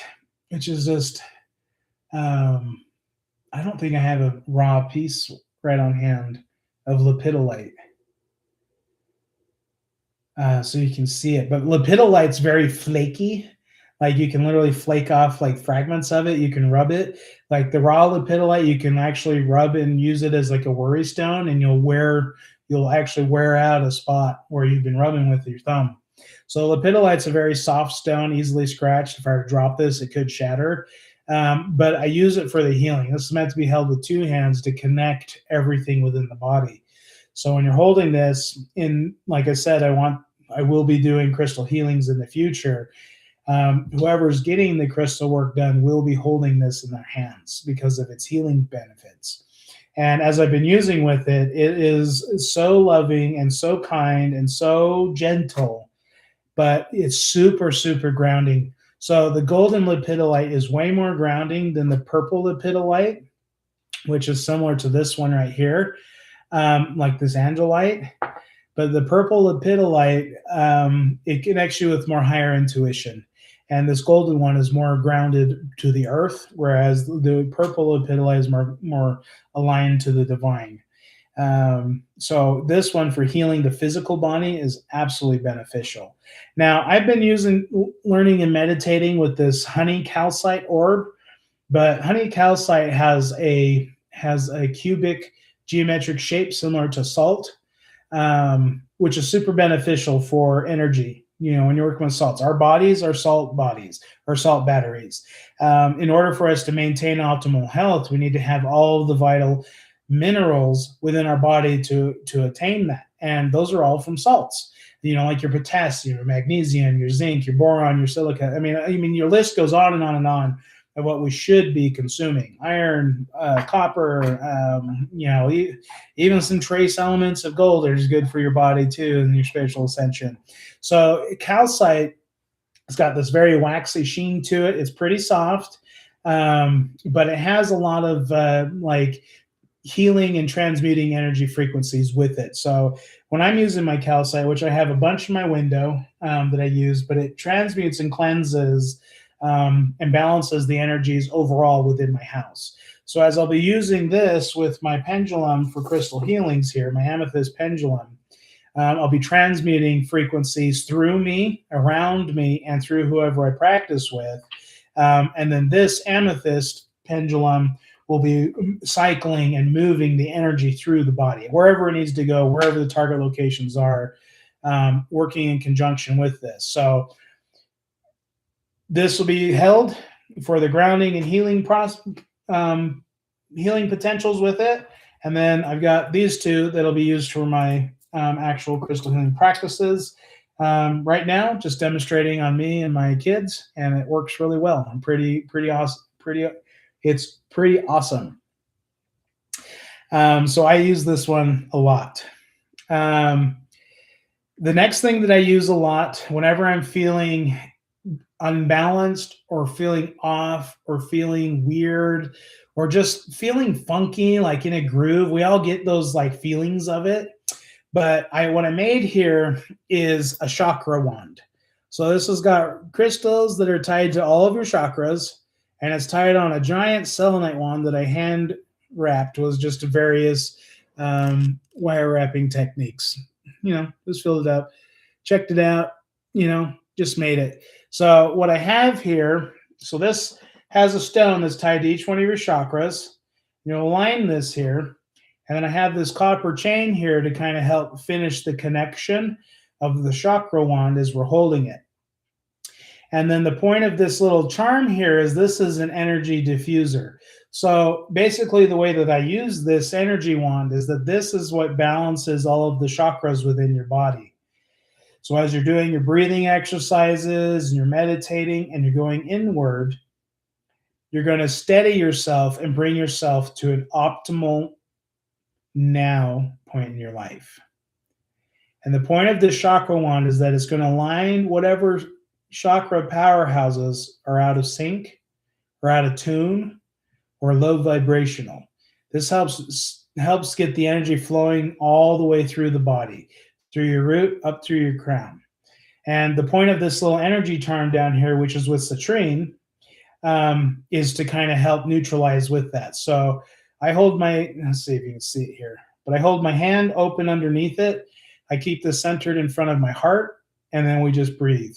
And the point of this is that you'll breathe and bring yourself present and now to the point of where the little charm underneath comes completely still.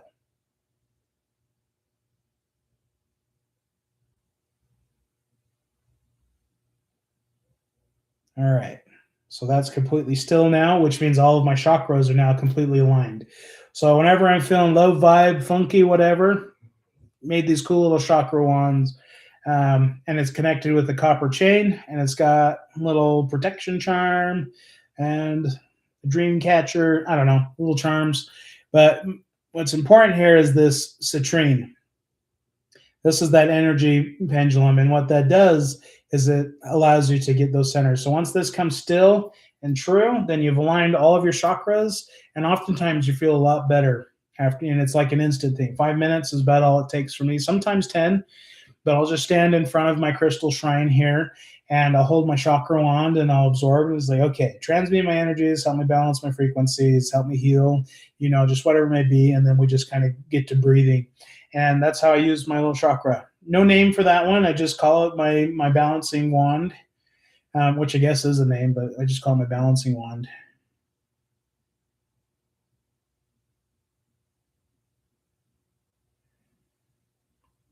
Honestly, well, in my experience, yes, I can.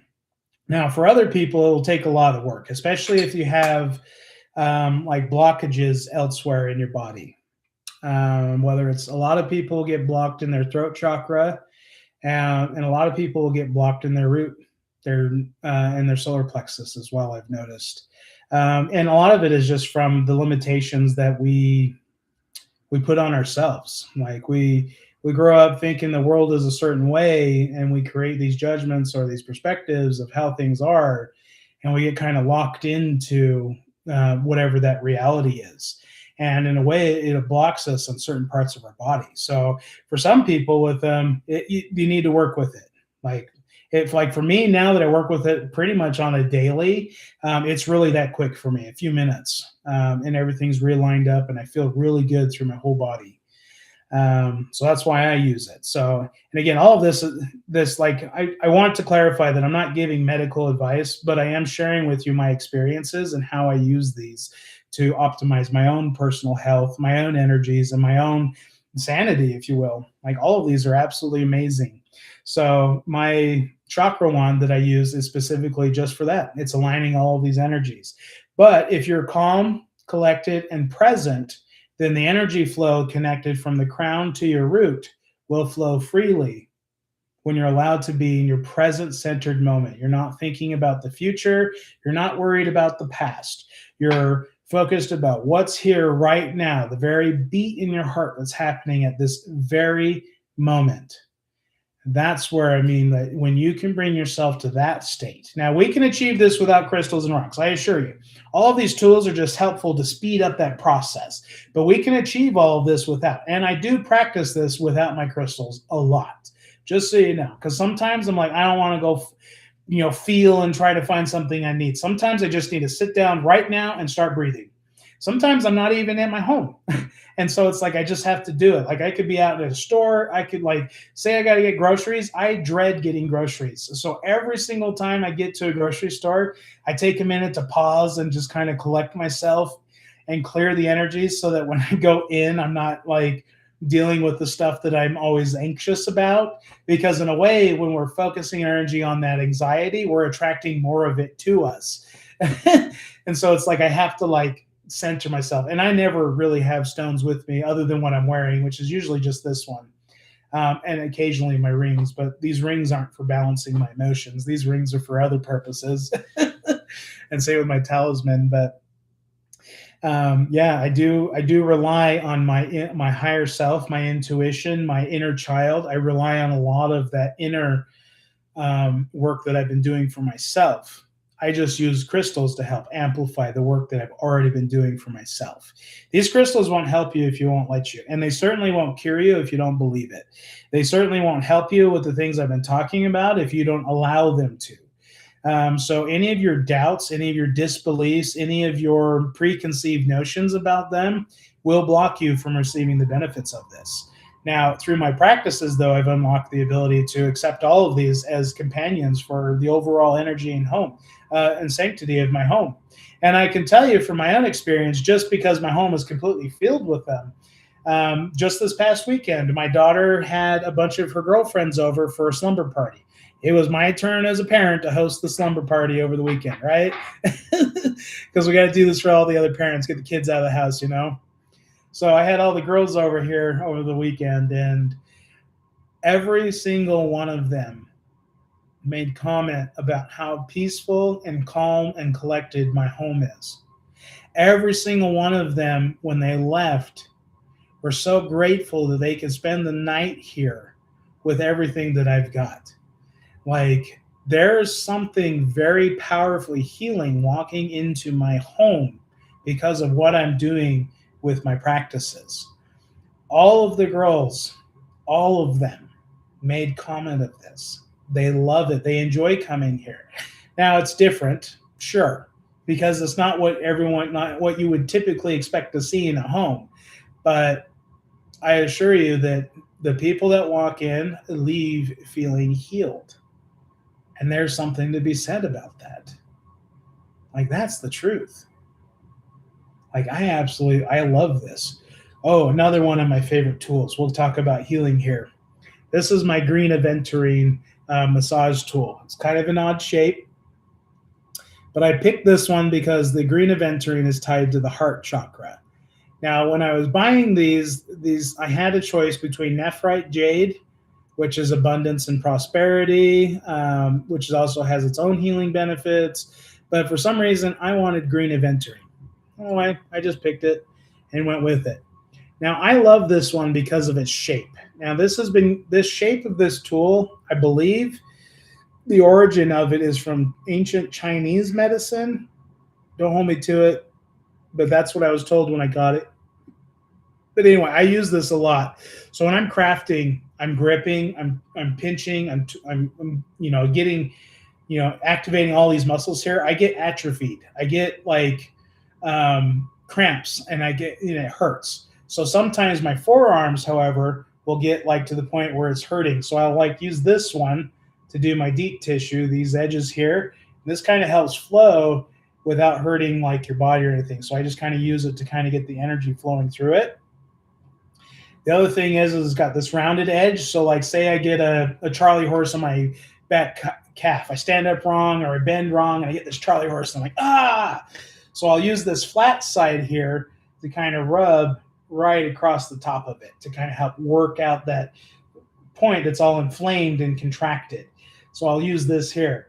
Now this end here is really, it hurts, but this is meant for really deep tissue work. And I've used this one for like back pains. Like right now, my back, this morning, I'm sitting here pressing it right on my back pains, working deep with it, getting it in there because I got to get a new mattress. That's really what it is. Or start sleeping on the floor.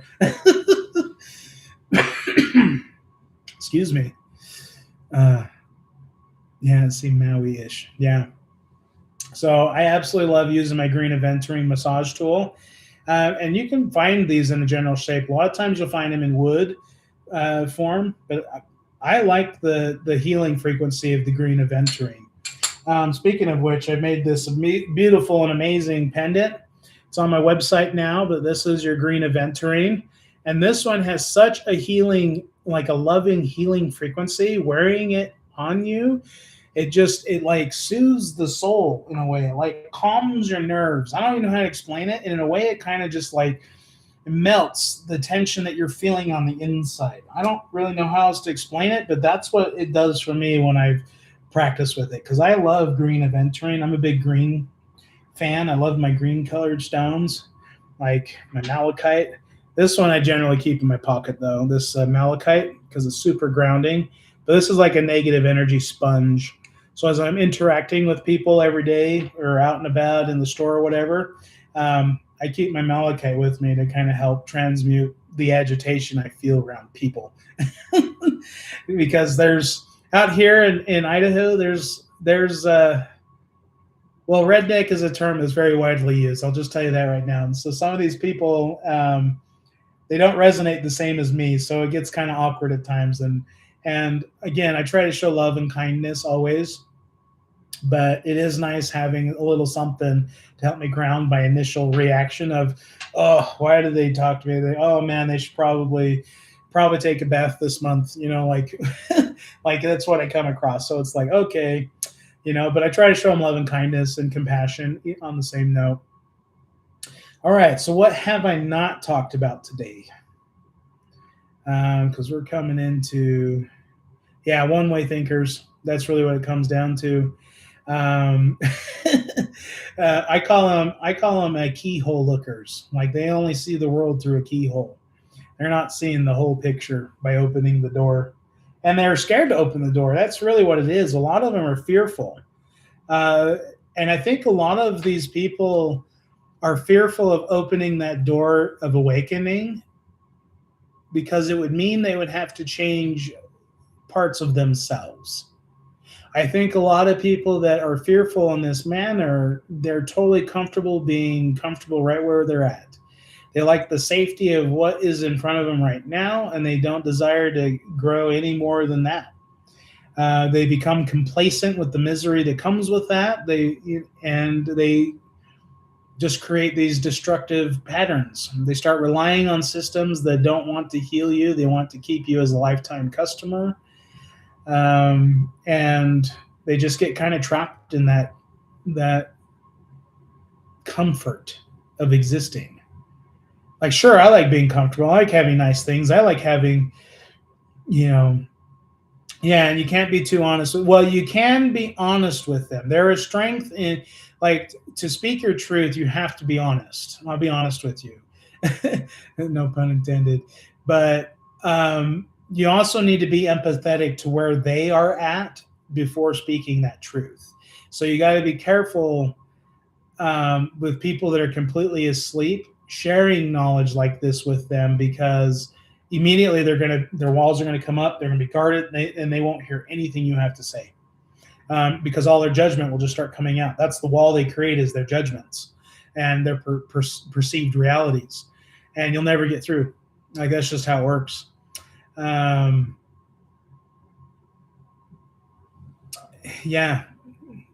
Just gratitude, and give gratitude that, like, you can, like, someone that, that's pretty awakened and attuned to their spiritual self. We generally have a feel, like an empathic feel, when somebody is completely asleep. Like, we just know, like, it's a knowing, and we don't understand why, but we just know that they're in their own NPC life. And that's kind of how I classify it now, as a non-player character. They're not out in the world creating and doing something about it. They're feeding into the propaganda of what's being projected on the mainstream. And that's fine. We need those kind of people to kind of give us the balance of this world. But we want to encourage them that there's more, sure. Which is why I boldly present myself the way I do. And I boldly will tell those people, because the way I see this reality, we create our reality, yes? And as I'm understanding it, oftentimes the people that we interact with, in a way, are a mirror or a reflection of an aspect within ourselves. So what I mean by that is, let's just say someone says something or does something that triggers you. Let's say, okay, I hate going to the grocery store. That's like my least favorite thing to do. I don't like doing it, but I do it anyway, right? Well, let's just say that I'm dreading getting to the grocery store. And when I get there, the parking lot is packed full. I'm driving around trying to find a spot to park so I can get inside, though I'm not having to walk half a mile to go in.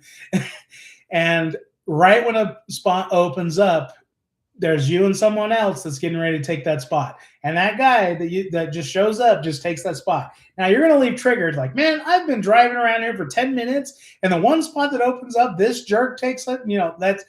That's usually what happens, right? I mean, I'm guilty. I've done it myself. But what I mean by that, now that I understand I'm a creator of my reality, is that person that took that spot was an NPC player. That was an aspect of myself that was bringing out that trigger of understanding, of maybe that guy I didn't see in my reality. Maybe that guy's been there 40 minutes trying to find a spot. I mean, I don't know his story.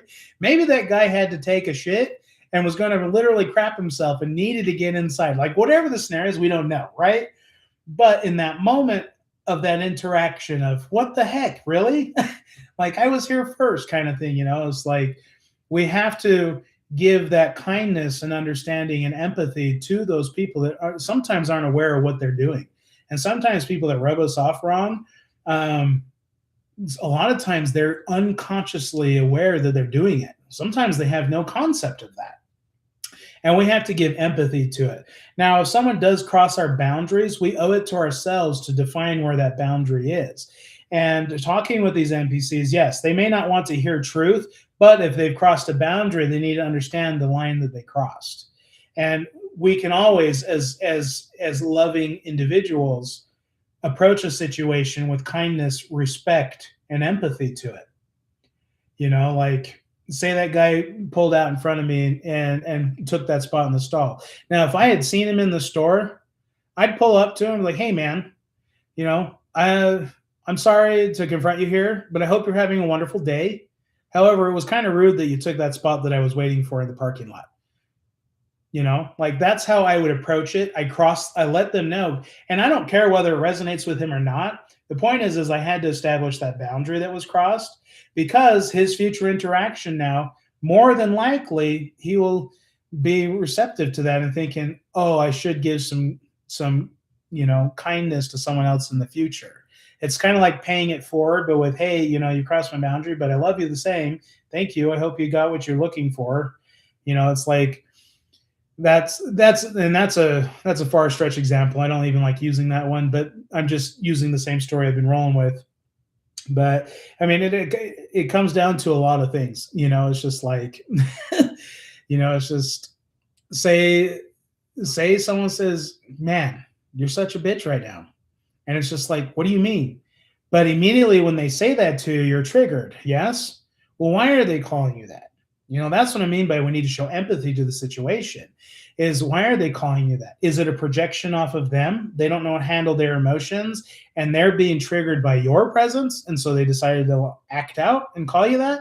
Or was it because your behavior alluded to that kind of energy? I mean, think about it. It's like, so sometimes when someone will verbally say an insult to you, you're triggering them. Now, for me, if someone were to just call me a bitch and be like, I hate you for whatever reason, I'm like, I'm sorry. Maybe you should take a moment to actually get to know me, and I might be able to help you with some things, and it's just like, I kind of leave it at that. And it's like, over my head. But the second you respond with some kind of act of kindness and establishing that boundary, in a way, you kind of change their life.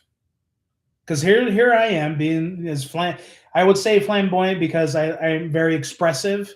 I just carry this charisma, this energy that now, like I'll walk into, so I attract. So just so you know, the reason why I bring this parking lot story up is because I attract in my world to get into a grocery store with nobody there. So meaning I'm attracting that I get into a grocery store, there's little to no people there, I get what I need, I'm in and out, done deal, right?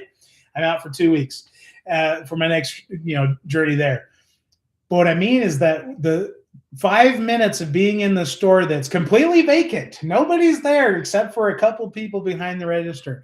By the time I finish my groceries, the store is filled with people and I'm waiting in a line to get out. And I'm just like, where did all this happen? And it's just like, in a way, I attracted that too, because I'm thinking, wow, I'm shocked that there's nobody here today. Because I acknowledge that there's nobody there, it's almost like the universe joking is like, okay, we're going to flip script now.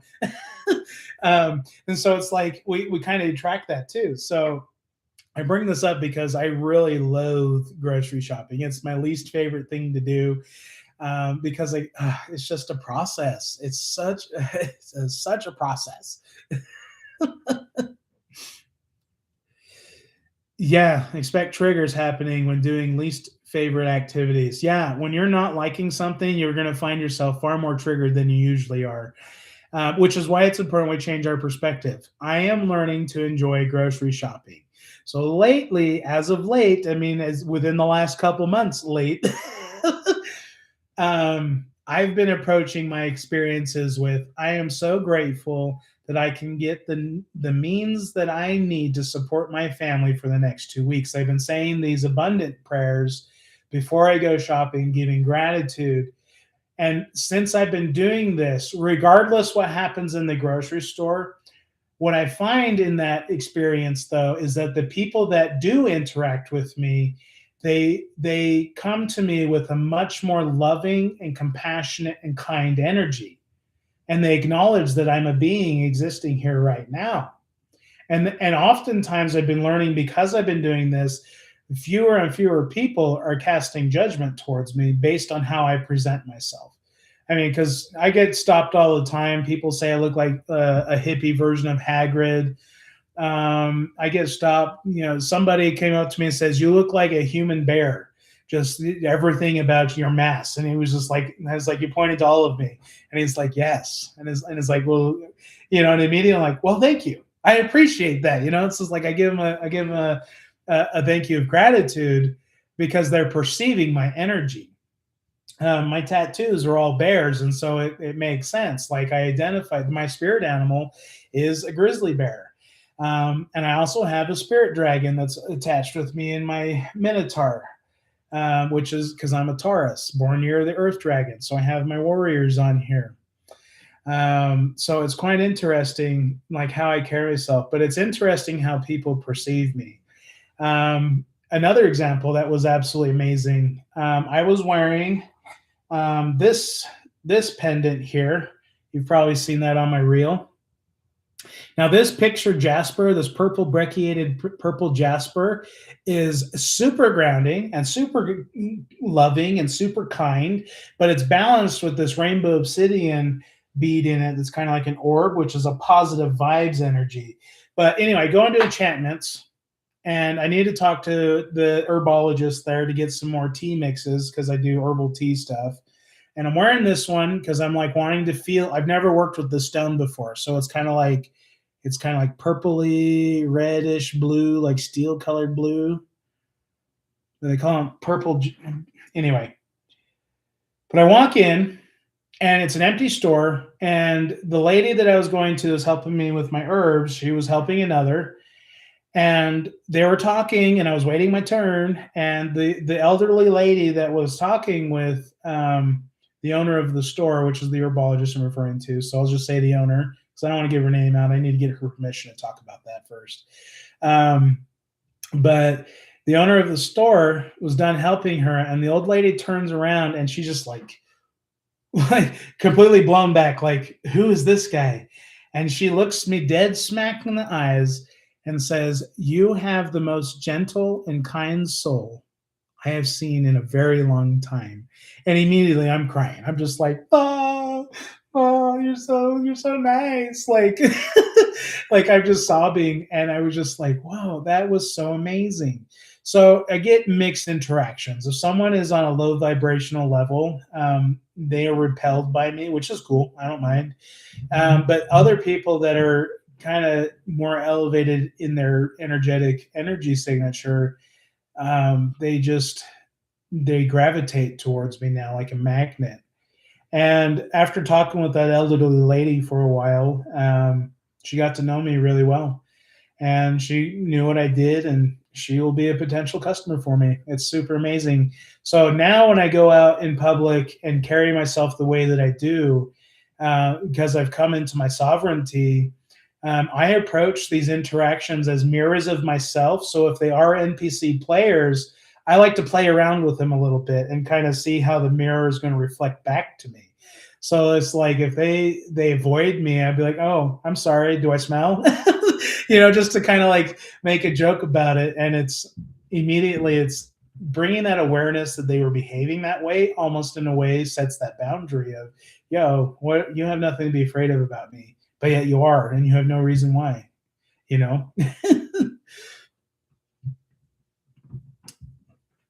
Yeah, you can tell a lot about me. Well, that's good. That means that you are really attuned with your empathic nature. And I think as a whole, humanity has this ability to be that way, empathically connected. Like we can feel what people are feeling. We have this inner knowing, and we don't know where it comes from, but we feel it amongst others. And I think that the indoctrination of how we are raised into modern society today has kind of trained us to shut that part off, has trained us to kind of turn off our intuition and our feelings on things, to not trust it. As I can't count numerous, I can give you dozens of stories as a kid when I didn't like somebody and my parents forced me to have to be interact with them, because I was super sensitive. And now that I know what my empathic tendencies are, I was right in those times as a kid to not like somebody, because as the years unfolded, the truth about them came out. And I detected it as a kid. And I'm beginning to tap into that now, where I have acquired an acute sense of discernment of somebody that is really going to do something malicious to me, or somebody's an NPC, or somebody, comes to me in good terms, whatever it may be. But I'm becoming more sensitive to it, and it's awesome. And in a way, Sherry, that's kind of how you were attracted to my page, is because of this energy. It's magnetic. It attracts more greatness of love around us. We find each other through the means of this empathic intuition. And we all have it. I truly believe that we do. We all have feelings. We all have, I guess the good term would be prejudice on first encounters. We have I wouldn't say bias or judgment, but we immediately feel something on somebody. And in a way, in our indoctrination, we internalize it as a judgment or a perception, right? But if NPCs out there are literally a mirror of ourselves as we are creating our reality, I like to play with them. I like to interact with them in that way, as if it was my own creation. And when I started perceiving the world like that, I started it, in a way, it does two things for people. If they are not awakened, they are NPC. When they do awaken, the seed I planted with them will bloom into fruition, and they will immediately remember, oh, that one guy with the hair and that crazy necklace. Like, that's what happens. So I plant a seed with NPCs when I interact with them.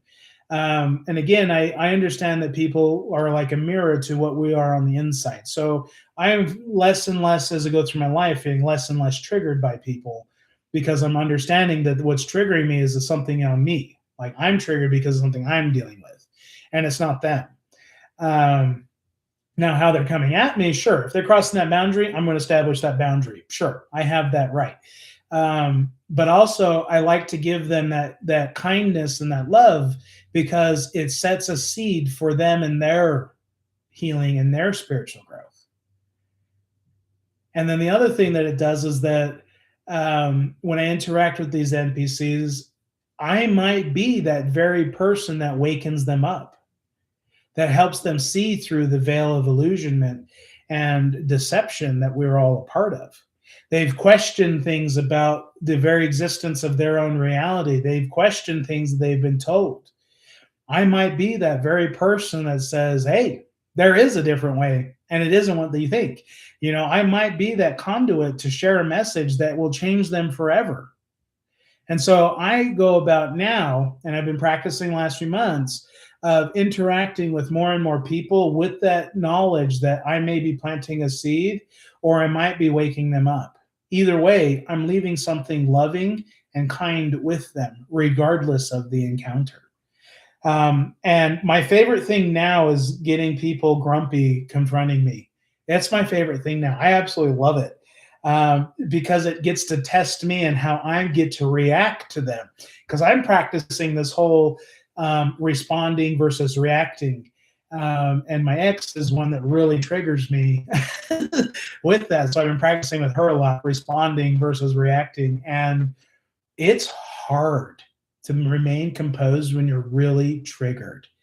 And that's why I mean that it becomes a strength, a superhuman strength, to be able to collect yourself and respond with kindness and love versus reacting out of malicious fear. or out of past life experience. Like it's quite interesting now as I go about walking in my world how I'm interacting, even with my neighbors around the neighborhood. I definitely a lot of them are NPCs, but I make it a point to be the person I want to see in this world. And what I want to see in this world is a time like we talked about at the beginning of this live, where the neighbor said, "Hi, neighbor, what's up?" They waved at you. They asked you how your day was doing. I want to bring in forth a world where people can come knock on your door and say, "Hey, man, you got a cup of sugar I can borrow?" I'm like, "Yeah, let me get it for you." "You got a couple eggs I can borrow? I'm making a cake for my kids." "Sure. Let me share it to you." I want to come back to that kind of community that once existed, where you could go to your neighbor. You could literally say, "Hey, I need a babysitter as I need to work." And anybody in your neighborhood would be like, "Sure, bring them over." And you could trust that your child will be taken care of. I want to bring that back, that trusting in your community. And so I choose to be that person to attract into this world. So even though all my neighbors want to be bitter and give me their judgments and cast their whatevers, I still be like, "Hey, how's it going, neighbor?" And I try to talk to them. I try to say hi. I want to be that very thing I'm trying to bring into this world. So I actively do it, and I love it. And I know when people are NPC type people, and that's totally fine with me because then it gives me an opportunity to practice who I am, what I'm trying to bring into this world. It gives me an opportunity to practice love. It gives me an opportunity to practice community and connection. And it gives me an opportunity to be my authentic self, like truly my inner child. A lot of people, when I've got this stern, like focused look on my face, people think I'm really angry and pissed off. I always tell them it's because of the mustache, but they're not buying it. But that's how they perceive it. So if they're being triggered by that, then then that's something they need to work on because that's not what I'm doing. But if I'm focused, it's very solemn and grim looking. But I'm like my mind, my consciously, I'm not all here. I'm actually processing some divine stuff. Yeah, Tommy's good. Even her show. Yeah. Oh, Tommy is my favorite. Oh my gosh, that guy is like a brother from another mother. I actually just sent him a personal message today, just wishing him luck because he's kind of been going through some hardships with his mouth. He got hit in the face with a bat, I guess, and had all of his teeth removed to get like completely reconstructive oral surgery done. Like, oh man, I feel so. It's such toothache pain is no joke. Like, there's a lot of pains in this world. I would much rather suffer than a toothache. Holy crap! I can't imagine having a whole mouth like that for days on end. And he's like me too. It's like we don't take any of those pills. We'll just deal with the pain raw, hardcore. Like when I got in a wreck and got this gnarly scar that split me open here and nearly killed me. I went through the whole surgery, the whole process, like nothing. I'm like, nope, nope, nope, not doing it. I don't believe in that shit. And I went into shock, obviously, but when I go into shock, everything is funny. So when they're doing their procedure, I'm raw nerving it out, and I'm laughing the whole time. And the surgeons were weirded out because they're like, "I don't know whether to take this serious or laugh along with you." And I'm like, it just hurts so bad. I'm laughing now. I was like, this is how I go in shock. It's cool. But yeah, so if I go in shock, I start laughing. Like if I'm in that much pain, I just hit like the Joker movie. One of the examples. So he had such a traumatic experience. One of his coping mechanisms that was developed mentally was to laugh it off. Now, laughing does have its healing benefits. If we make a mistake and we can laugh it off, we learn from it much quicker. And so that's kind of that's where I revert to when I'm in that kind of extreme distress is just start laughing. Laughing is a great way to bring you present. That's for sure. It's super therapeutic too. But yeah, Tommy is absolutely amazing. I honestly feel like I've known Tommy in a previous lifetime before, maybe many. My connections with him, once we get to talking, we don't stop. Like we are so synchronistic and connected. It's crazy. Now, I've never met Tommy. I've never seen him in person. Will I? Yeah, I will. I will. I look forward to that day. But let me tell you, Tommy is one of my biggest he, Tommy really, just with the way he uses words, the way he connects, the way that he expresses himself through his Truth Mafia platform. And I absolutely love his works. Like, I absolutely love what him and his dad's been putting out, brother Jimmy. But Tommy just he found a place right in my heart. I don't even know how to explain it, but he made a comment a while back on Step Into Your Power. He's like, "Hey man, he's like, are you like a content creator?" He's like, "You really got a knack for this." And I'm like, "No, I never thought of myself like that." And so ever since like that connection, Tommy really inspired me to get my voice out there, to start using my voice as a means of healing and inspiring rather than using my words as a weapon. Because let me tell you, I got some really sharp words when you've crossed a line, especially if I have to stop harm of somebody harming another. Like, I have to be the intervention between a dispute between others.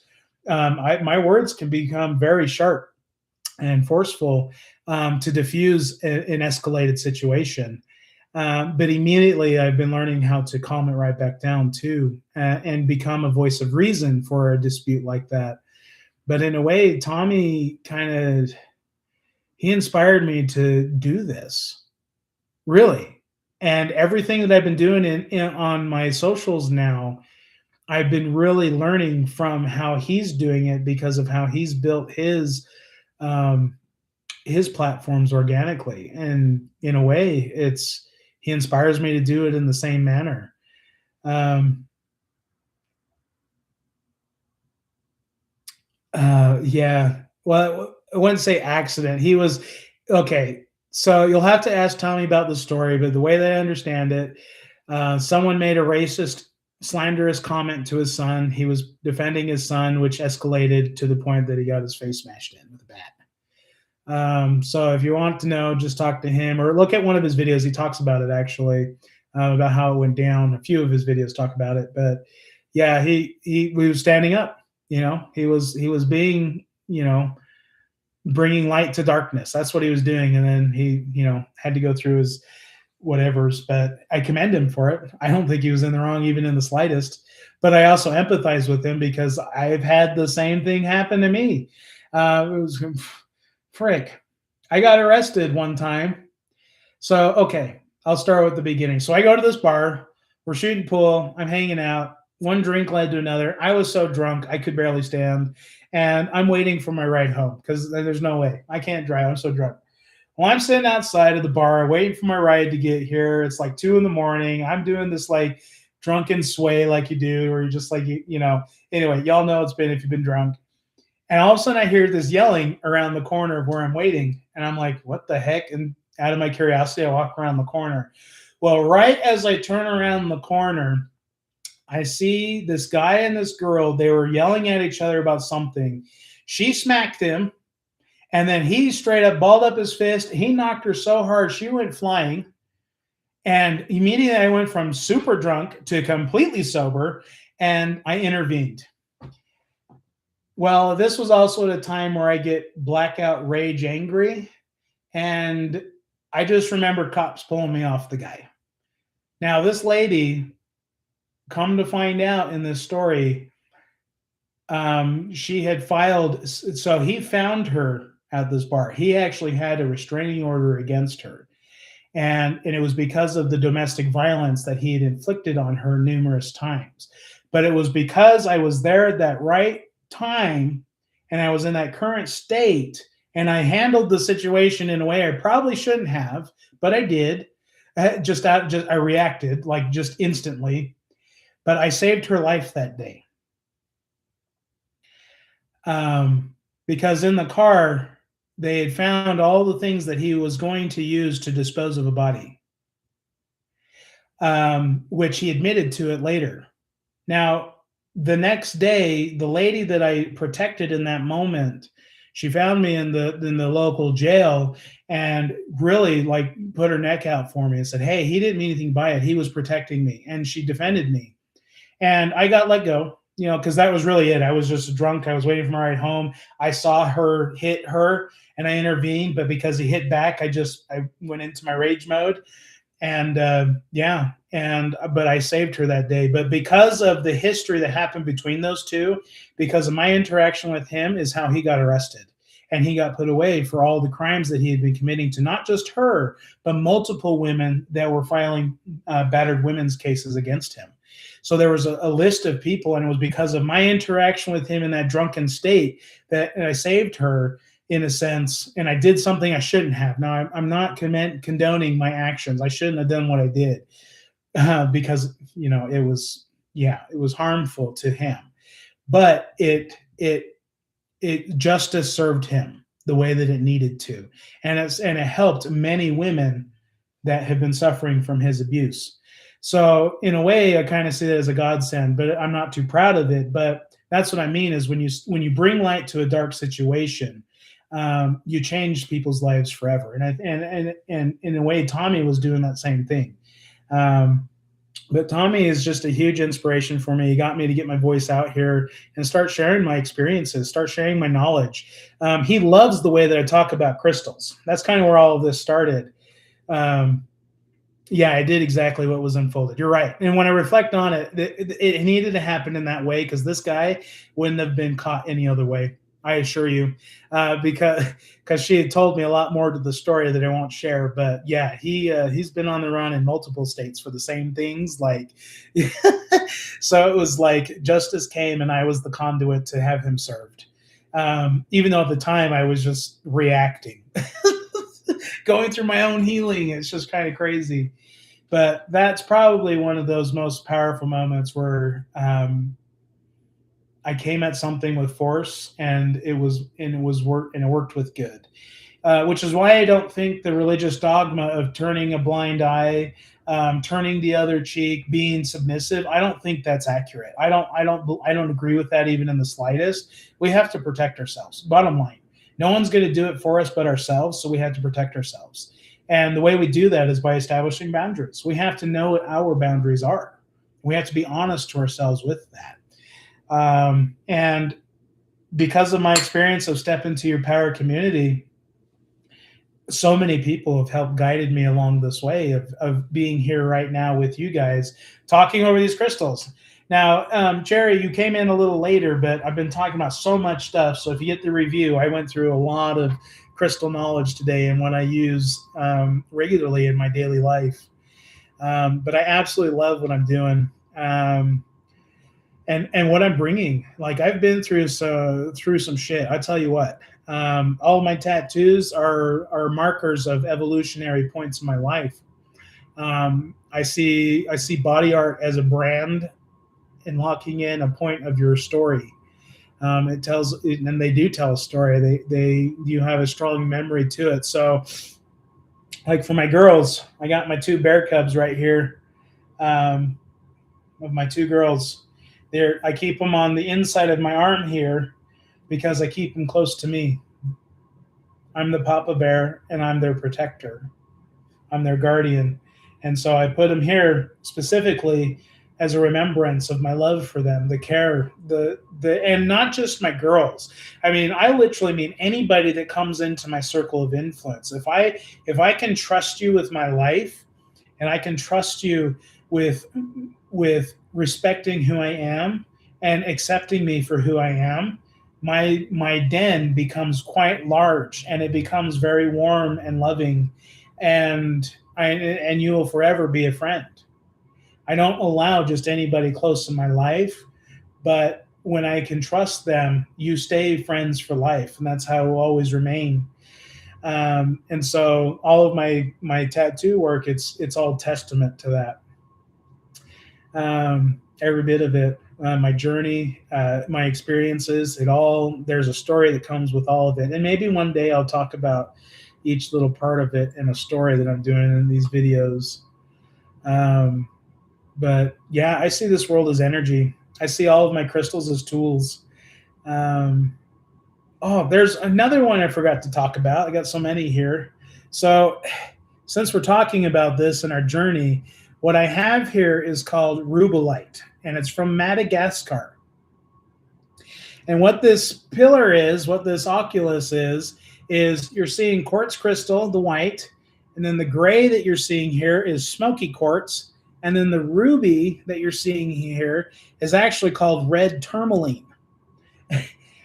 This one is, because I keep it in my home, it's meant to help me with the energy of my home. This one helps balances all of your emotional distress. It helps you transmute the negative that you're feeling inside.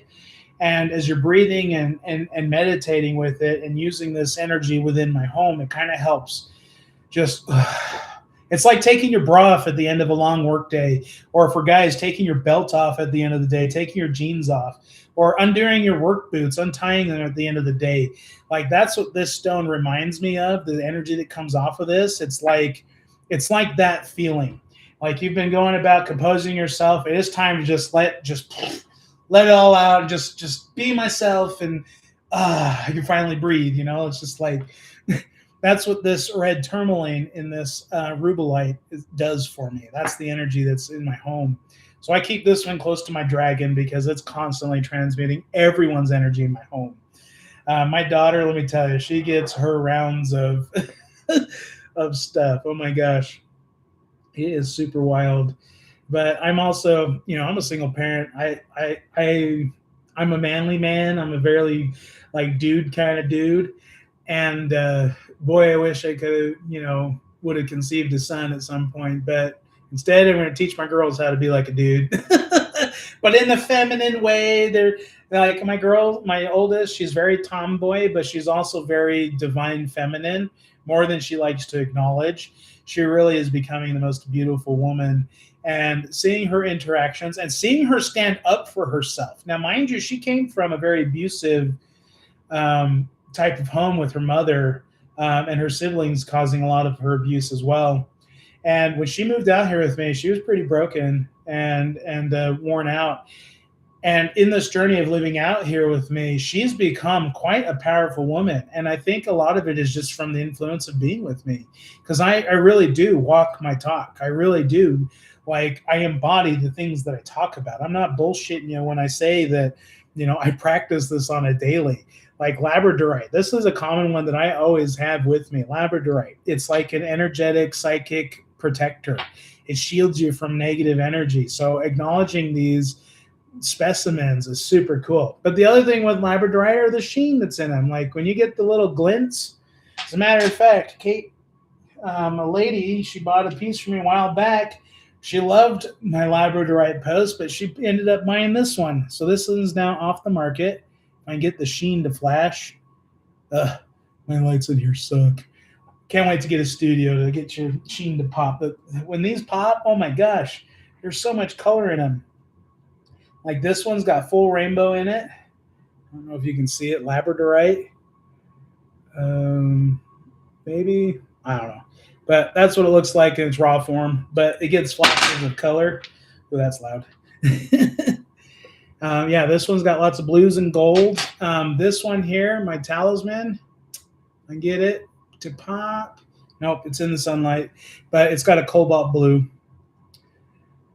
Do I have a Libra child? No, my oldest is Gemini, and Geminis clash a lot with my Taurus energy.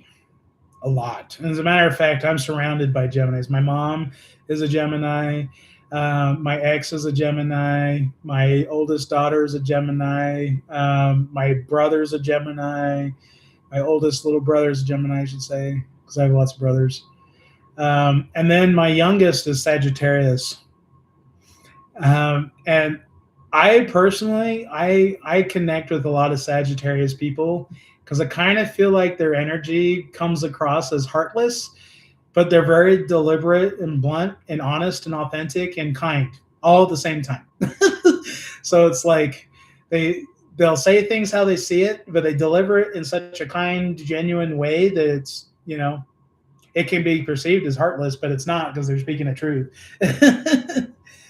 But yeah, okay, so yeah, more Geminis. Yeah, but no Libra. So what's interesting that you bring up Libra is I've been really digging more into my Vedic astrology of my incarnation. And what I'm finding in that is that, yes, while I was born in the time of Taurus, I carry a lot of that Libra energy. So it's interesting you bring that up. My rising moon is actually Scorpio, which is interesting. I can't remember the rest of it. All of this is complex. Astrology is all new to me, and I'm learning it more and more, but I'm learning it in conjunction with crystals. So how does astrology play a part in all of these crystals? That's what I'm learning, like learning the birthstones. Why for a Taurus is an emerald chosen for a birthstone? It's like, why is aquamarine chosen for March when I would think aquamarine would be more of the Aquarius energy? But Aquarius is garnet. That makes no sense. So it's like, okay. So it's like, that's what I'm learning is astrology, is learning how the crystals apply to people with certain astrological signs, and understanding more about their energy fields and how to help them select what would work best for them. So yeah, I'm learning astrology for the crystal healing aspect and kind of taking that knowledge and applying it to my knowledge of crystals. Same with my tarot. As a matter of fact, let's do a card right now, an energy card. So I'm working with Divine Masculine Healing cards. This is a Divine Masculine Healing Oracle, and it basically talks about the divine energies of the masculine energy that we all carry. Men and women both carry divine masculine energies, as well as divine feminine. Now, obviously, as a man, I'm more prone to the masculine side, which is why I use these to help men. But I find that they can be, like for my daughter, for instance, she's a very masculine woman. She resonates a lot with these cards too. So when I do my daily energy card, it's quite interesting what comes up. So we're going to draw a card today, an energy to move forward, because I'm coming to the end, near the end of my stream here. I scheduled it to 3:30. We're going to draw an energy card today. Oh, the Jade Emperor. Okay. This is a new one that I just drew for my energy flow chart for my inner child. So I got to reference it real quick. But the Jade Emperor is like prosperity and abundance. So let me pull up my little book here. Still learning.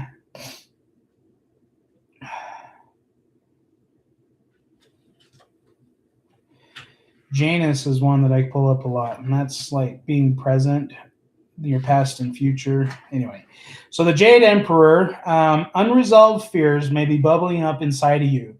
Nevertheless, it is a part of the process that gets you out of your comfort zone, moving you towards growth. Use it to your advantage. So your unresolved fears. Isn't that funny? Everything we've been talking about kind of resolved to this. So this is the card.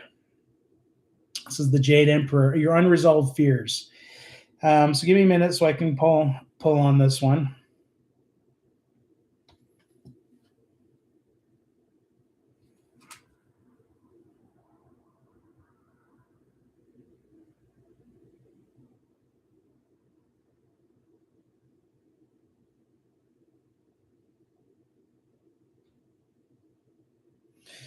Awesome. Yeah, much good energy. So basically what came to me there, the Jade Emperor, this is a card that we are all going to have fears.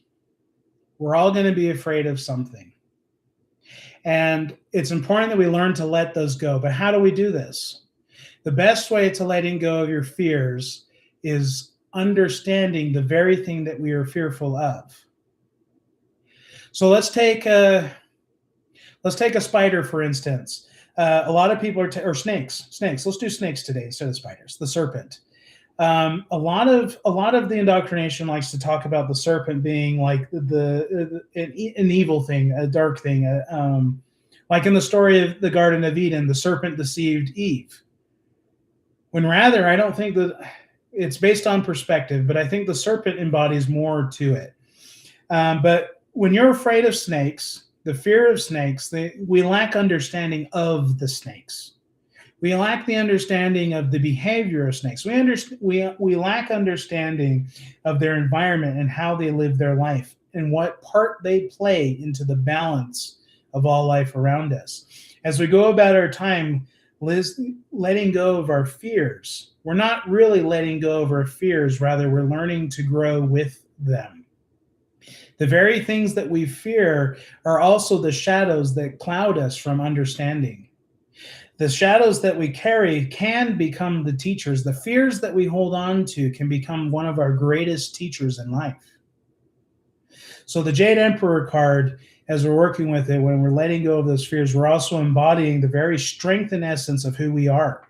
As we're using this card and going forth with our energies, working on our inner child, we are not eliminating ego. We're not eliminating the darkness. We're not eliminating, rather we are emerging it together. We're fusing the shadows with our light to find a balanced harmony, the yin and the yang, the black and the white, the balance to all things. Is there any more? So as we're going about the serpent can be perceived as evil and dark, but at the same time, the serpent is also a teacher. It's a guide. It's a protector. As a matter of fact, in the story of Garden of Eden, the real sin that was committed, in my opinion, based on the story, was that she was forbidden to partake of the fruit of knowledge and understanding. She had already partaken of the tree of life. So the other tree that she was forbidden to take from was knowledge. And why was that? I questioned that many times. Why was she tempted to eat of that fruit? Why was she commanded to partake of every fruit of the garden except for this one? It's because that tree of knowledge gave us the ability to become self-aware. So what happened after she partook? She realized she was naked. She realized that she's been nude this whole time. She went and hid. Isn't that interesting? She became self-aware. And to me, that story says, in parable, in a way, we need to embrace the things that we don't understand. The fear. She was fearful. Why shouldn't I take it? She did it anyway. She was coerced by a serpent who we are demonizing as being the evil one, when rather the serpent was being the one to share knowledge and wisdom freely. Because the serpent even said to her in the story, why do you think this is? Wouldn't you want to know? And I feel like that's kind of a story of talking about our inner child, our inner self. We deserve to know that. So as we're going through with our fears, we need to embody them. And the way that we embody them is through our experience and understanding of them. So take this message with what you want, but that's the card I drew for you guys to end my little show today. Which is super awesome. But the Jade Emperor, and I've done some research about the Jade Emperor too. So he is a deity that's prized and worshipped for bringing peace in a warring nation of Japan. It's just wild. And he brought love and kindness, and he battled with ferocity.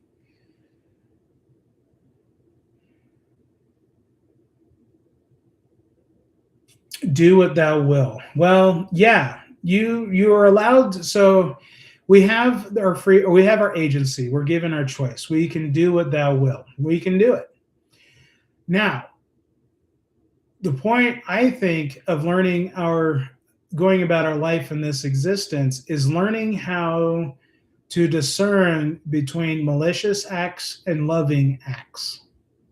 And I think that our incarnation experience here, I think that we are meant to experience the dark things, but we need to also learn how to grow from them to bring more light and kindness. Because light and kindness is based with love, and love is in creation of all things around us. Fear is very destructive and it takes away, whereas love is very energetic and loving and helps with growth. So I think that in our incarnation, yes, the scripture does say, do what thou will, but there are consequences that come with that. What we decide to do in our life will create a ripple within our existence.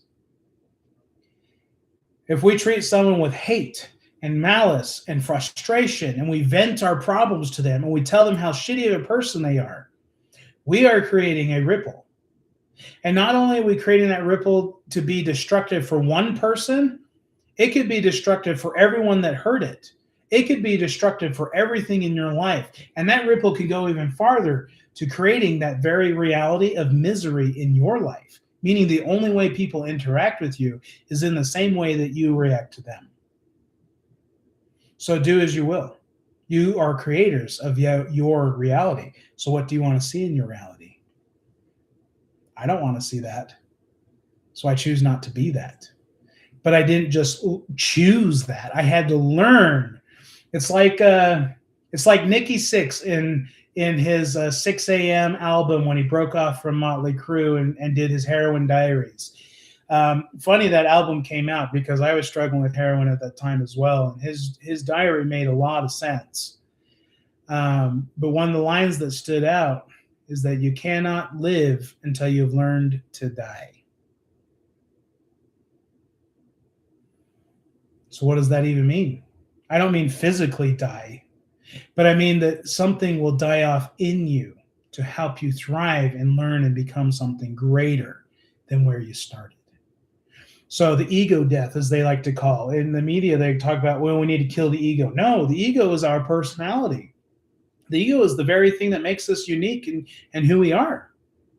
But an ego overinflated, it can be very destructive and chaotic. But not enough ego could mean that we can become complacent and we could cower away and we could not stand up for ourselves and we can become the victims in all the stories. So it doesn't mean eliminating the ego. What happens is when the ego comes in and we're afflicted with something, we want to react. We have to choose to react with love and kindness. So what that means is that ego has to be pushed in so that we don't react, right? Well, what happens now is we've internalized that energy, and that energy is only going to grow and fester. So we have to do our inner work in our shadows to bring light to that ego that we put in there. And in doing so, we experience what they call an ego death. And what that means is that parts of us that bring out darkness, the parts of us that bring out chaos, the parts of us that bring out negativity, now through that ego death can come to the surface to have light shed on it so it can be healed. But that is still a part of us. It's still a part of our story. It's still a part of who we are. Now we've learned how to integrate the shadow of it to the light of it. And we fuse it together to create us, our unique self. So trust, yeah. We are told not to trust our thoughts. We're told through our upbringings not to trust what we're feeling. Like Santa Claus. That was my first big lie ever told to me. When it was revealed to me, my life was devastated. Santa Claus, the lie, the fallacy of Santa Claus. Why would you go and create this illusion and this fantasy for a child that is so impressionable and believes everything to be true? We tell him this magical being Santa Claus with his red coat and his white fluff and his team of reindeer flying through and delivering gifts to all the good children, right? But imagine the betrayal that a child goes through when they realize that Santa Claus was never real and they were lied to. That every single experience they had as Santa Claus was a total deception and lie. I took it really hard. My first betrayal was realizing Santa Claus wasn't real. Yeah, I'm still working on things myself. I'm working through a lot. But I've also come a very, very long way to where I'm at now. I am more healed and I'm more involved than I would have ever been a decade ago. So do what you will. Yeah, you can do what you will. But there will be consequences to your action. So we choose wisely what you choose. Again, I choose with love and kindness. And in a way, it's constantly being reciprocated now. Whereas I used to choose prejudice and judgment. I used to choose malice. I used to judge, well, they should deserve the harshest of punishments. But I also didn't bear the heart to be able to be that person to give that. So it was almost in a way kind of cowardice to speak like that. Like, oh, they should have the worst punishment ever, because of my feelings. Why are people like that? Find understanding in that. Why do they behave like that? Why do they treat people like that? And a lot of times you'll find that their root cause goes right back to a childhood memory that they've repressed because they were told to toughen up, to man up, grow up, you know? Like we're indoctrinated to just suck it up. And that's wrong. We don't need to learn that way anymore. It's wrong. And my whole life story is talking about how I've been overcoming all of this. All of it. It's pretty wild. Let's see. Crowley's saying, I don't know much about Aleister Crowley. I know of him and some of the crazy shit he was into. But it also, Crowley's intention was not based out of love. His intention was based out of maliciousness and self-serving, like a selfish energy. And so in a way, that kind of differentiates between good and evil is your intention. Same with crystals. Crystals for the longest time has been demonized as occult practices, but rather crystals are just doing their frequency based on the intentions set into them because they are like a companion to us. So I don't know. I know enough about Crowley to know that he's not a great person and he did really messed up things, but understanding Crowley and his objectives, it makes sense why he went down the road that he did. But because he was focused on serving himself and not others, and he was focused on how it benefited him and not others, that's kind of why I went down that dark road of evil practices. So yeah, in a way, Crowley, and all the evil things out there, all of the evil organizations will mimic, they'll invert and pervert the good things that were out there. Like let's just say the numerology 666. That is like immediately when that number comes up, you immediately think it's occult, it's devil, it's satanic. Immediately that's what we think. But did you ever think to ask the question, why do they use that number? Now, Tommy will be able to help you more with that number sequence than I will, and I'm not going to give my input, but I will leave you with that question. Why did they use that number? Why did they use pentagrams? Why are there pentacles with occult practices? Like, do you ever question that? So based on intention that goes into it, it now begins to decide the direction of energy that will be applied to those sacred things. You know? Like that's they've inverted and perverted many things in this world to benefit themselves, the controllers, the people telling us how to live our life. My daughter just got home from school, but yeah, so we got 10 more minutes here. Oh, you have a Thoth deck. That's crazy. As a matter of fact, one of the names that popped up, funny that you bring it, my new pendulum. So this is my seer pendulum. I'm using it as a locator and because it's more responsive, easier to get questions and readings with. But one of the names that came up was Thoth the seer. That was a tongue twister. But yeah, Thoth, the god of wisdom and knowledge.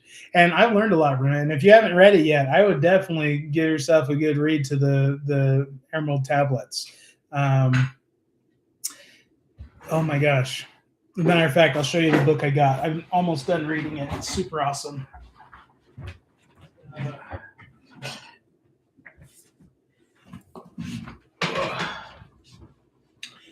So we've got this one, the Book of Enoch. This is one of my favorites, but I got it with the Book of Zarahemla, Jeshire, and the Jubilee. So this has got like all the extended ones. But yeah, this Thoth comes up a lot when I'm reading through this one. Super amazing. But that book I got there, easy. It's got big letters, so it's easy to read. It's not all fine print and condensed.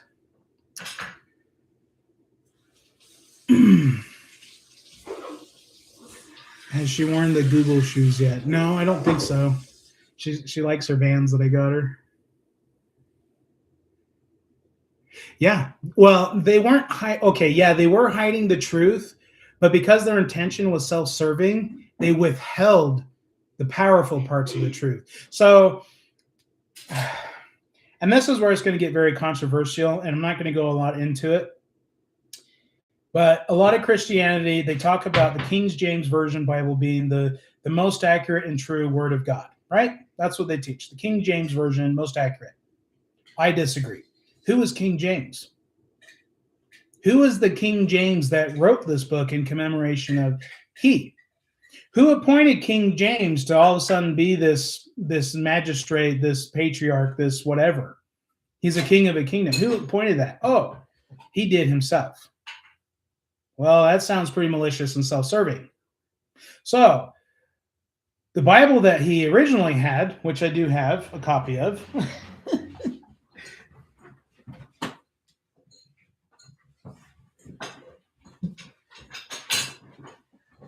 I'm still reading through it as well. It's kind of hard to read because it's Latin converted to English.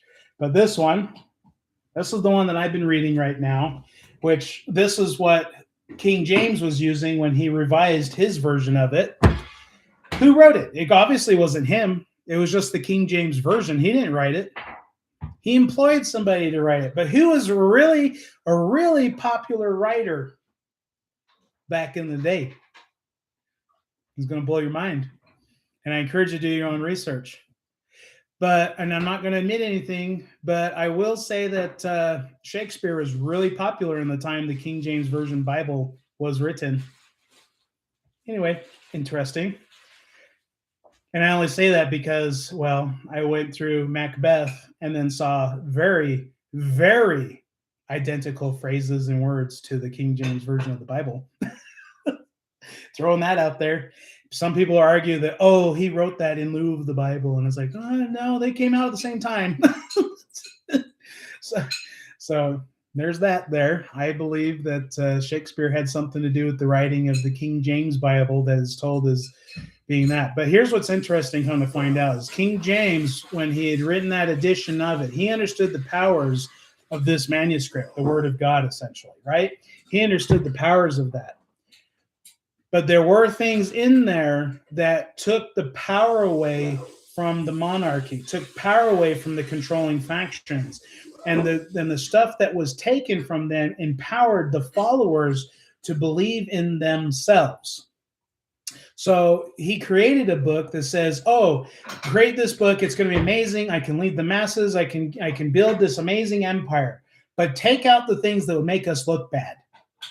And then we had the Crusades, and then we had all the crazy dark history that came with Christianity. Lots of bloodshed, a lot of murder. Well, okay, what were some of the books that were removed? I mean, there was way more than the 86 or 80, is it 82 books that are in? Anyway, this was one of them that was in there. Why was this one omitted? This one talks about the creation of everything. Very fascinating. Why was it omitted from the original? Because somebody said that, oh, we shouldn't have that one because it tells us our origin of our soul. And that we're incarnated here as a soul inside a body. In order to have control, you have to be the one with the solution. And I see a very parallel pattern to industries out there that are controlling things like big pharma.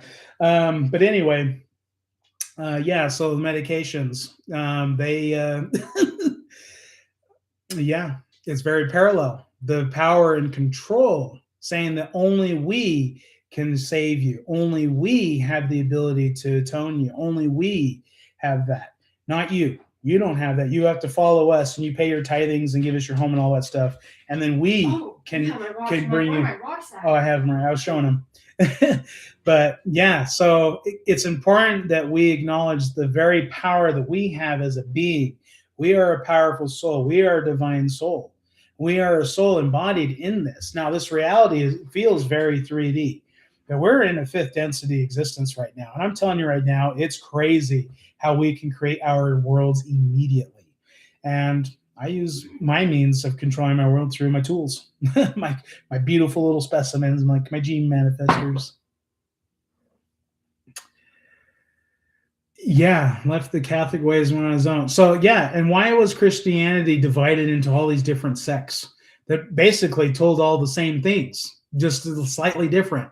You know, you got your Lutherans and your Protestants and your Roman Catholics, and and the list goes on and on and on of the different kinds of Christianity. You got it's wild. Jehovah's Witness and LDS and why? If God's word is absolute, why the variations?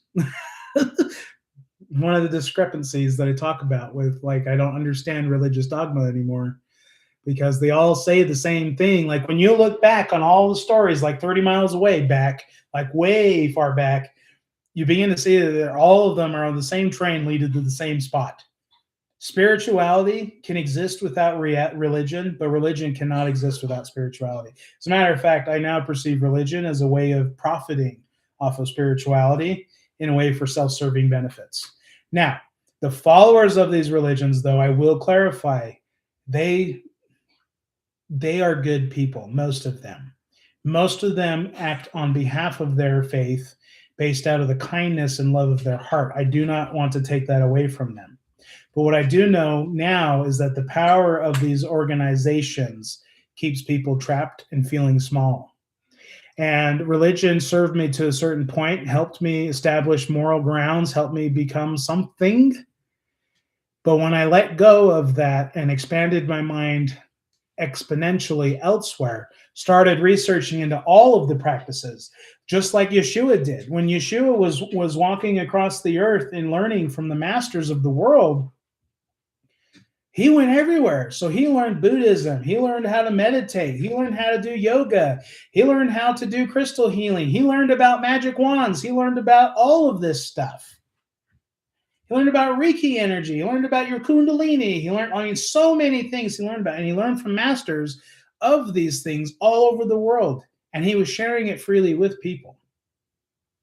So the real power is, even as Yeshua said in the Bible, only you can enter the kingdom likened unto a child. And likened unto a child. Like, it's just, like, you have to be so present in the moment, full of love and joy, and like right here, right now. Anyone that's seen a child playing with other children, they are so immersed in the moment. And that's what he's meaning, is that love comes from presence. Fear is the absence of love's embrace. That's a Robert Edward Grant. Fear is the absence of love. So, yeah, Aleister Crowley may have said some really messed up things, but he was doing it self-servingly. And every other freaking occult out there was doing it for self-serving reasons, obviously. But that's why I love this Step Into Your Power community, because it allows us to express ourselves how we want. It creates a safe place for us to be who we want. And most people, and I would say, actually not say most, all of the people there, it's all based out of love and about helping one another and lifting another up. The second you come in there with a problem, and let me tell you, I've shared mine on there. I've asked for prayers. The response I get from those prayers are powerful and profound. They're life-changing. Because the members of those community understand the value that we are as a soul, as a being, as a creator. It's based with love and kindness and happiness. And one more book before we go. Another one I'm going to recommend.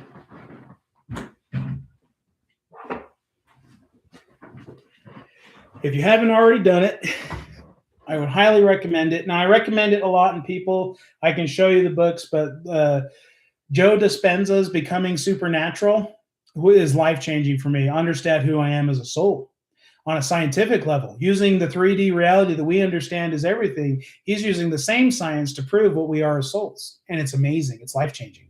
But one book that opened my eyes to everything is this one from Michael Newton, Journey of Souls. His works are a lot like Dolores Cannon's, but he's, as I understand, he's a little younger than Dolores. But his work, mind-blowing. There are too many stories in that one, and his Destiny of Souls, which was the other one that was life-changing for me. Made me realize that I need to really go within more, and I need to work on myself more, and I need to heal myself. I need to embrace the real power that I have, the God that I am. I'm excited to see what comes the next 50 years of my life, my next 50 years of experience, because we're going to come into some magical times. Like, they got those med beds coming out where people can get healed overnight. They got like that in Korea and Japan. They got those like tooth growing things, like where you can regrow your teeth. Like, there's some wild things coming out. free energy devices. Oh my gosh, more and more people are tapping into the blueprints of engineering it. It's just amazing. And the truth is that we should all be able to have the things that we need freely, as long as we're all doing our part to help one another. Like, that's the truth. We should have the ability to help one another and have the things that we need and everyone taken care of. Honestly, I think a lot of the suffering in this world it stems from people living in lack, going without, desiring things that they can't achieve. Like, I hope I can eat dinner today. I hope that mom can get some, cereal for us for the next day or two. Like, everyone's gone through it, but not being able to eat, not being able to buy our groceries, not being able to pay our electric bill to give us power to stay connected in this technology that demands that of us. All of this should be provided because we live here, and this earth was provided for us to live on. We shouldn't have to be paying anybody to live here, but we should all be working together to live together here. So anyway, I appreciate all of you guys today for coming in. Thank you so very much. I'm so happy to be a part of this. I am going to bring this to a close now, but I appreciate everyone taking the time to listen to me ramble and rant. I won't even say it's a rant, but I really appreciate all of it. Thank you for taking the time to learn about my crystals and my healing and listen to my insights. I do have a couple books that I've recommended. I will put them in the links down below. But I highly recommend getting some more knowledge to have more understanding. A lot of times when we're fearful, it's because we don't understand something. Like, now that I've learned more about snakes and spiders, I am least likely to be scared about them now because I understand what they are. But it took my own due diligence to learn this. So just make sure that we're all taking a time to work on ourselves and to respect ourselves and love ourselves. Because the same care that we would offer our children or our animals or our plants within our home, the same care we'd have within our home, we should be caring for ourselves in the same manner. And it's important that we take that time to just love us. So today, my video, I'm not focused on crafting or creating because my hands are really hurting. So when I started weaving this morning, I was like, no, not happening. Immediately, 10 minutes in, my fingers go numb. I'm like, no, not working today. But I love my body enough to take a minute to rest.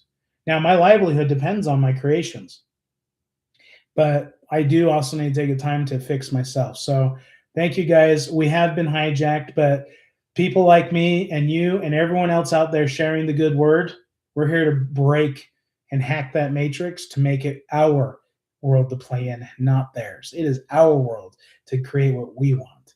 So y'all have a wonderful day, and God bless you all. Thank you so much. Bye. Gotta hit you end.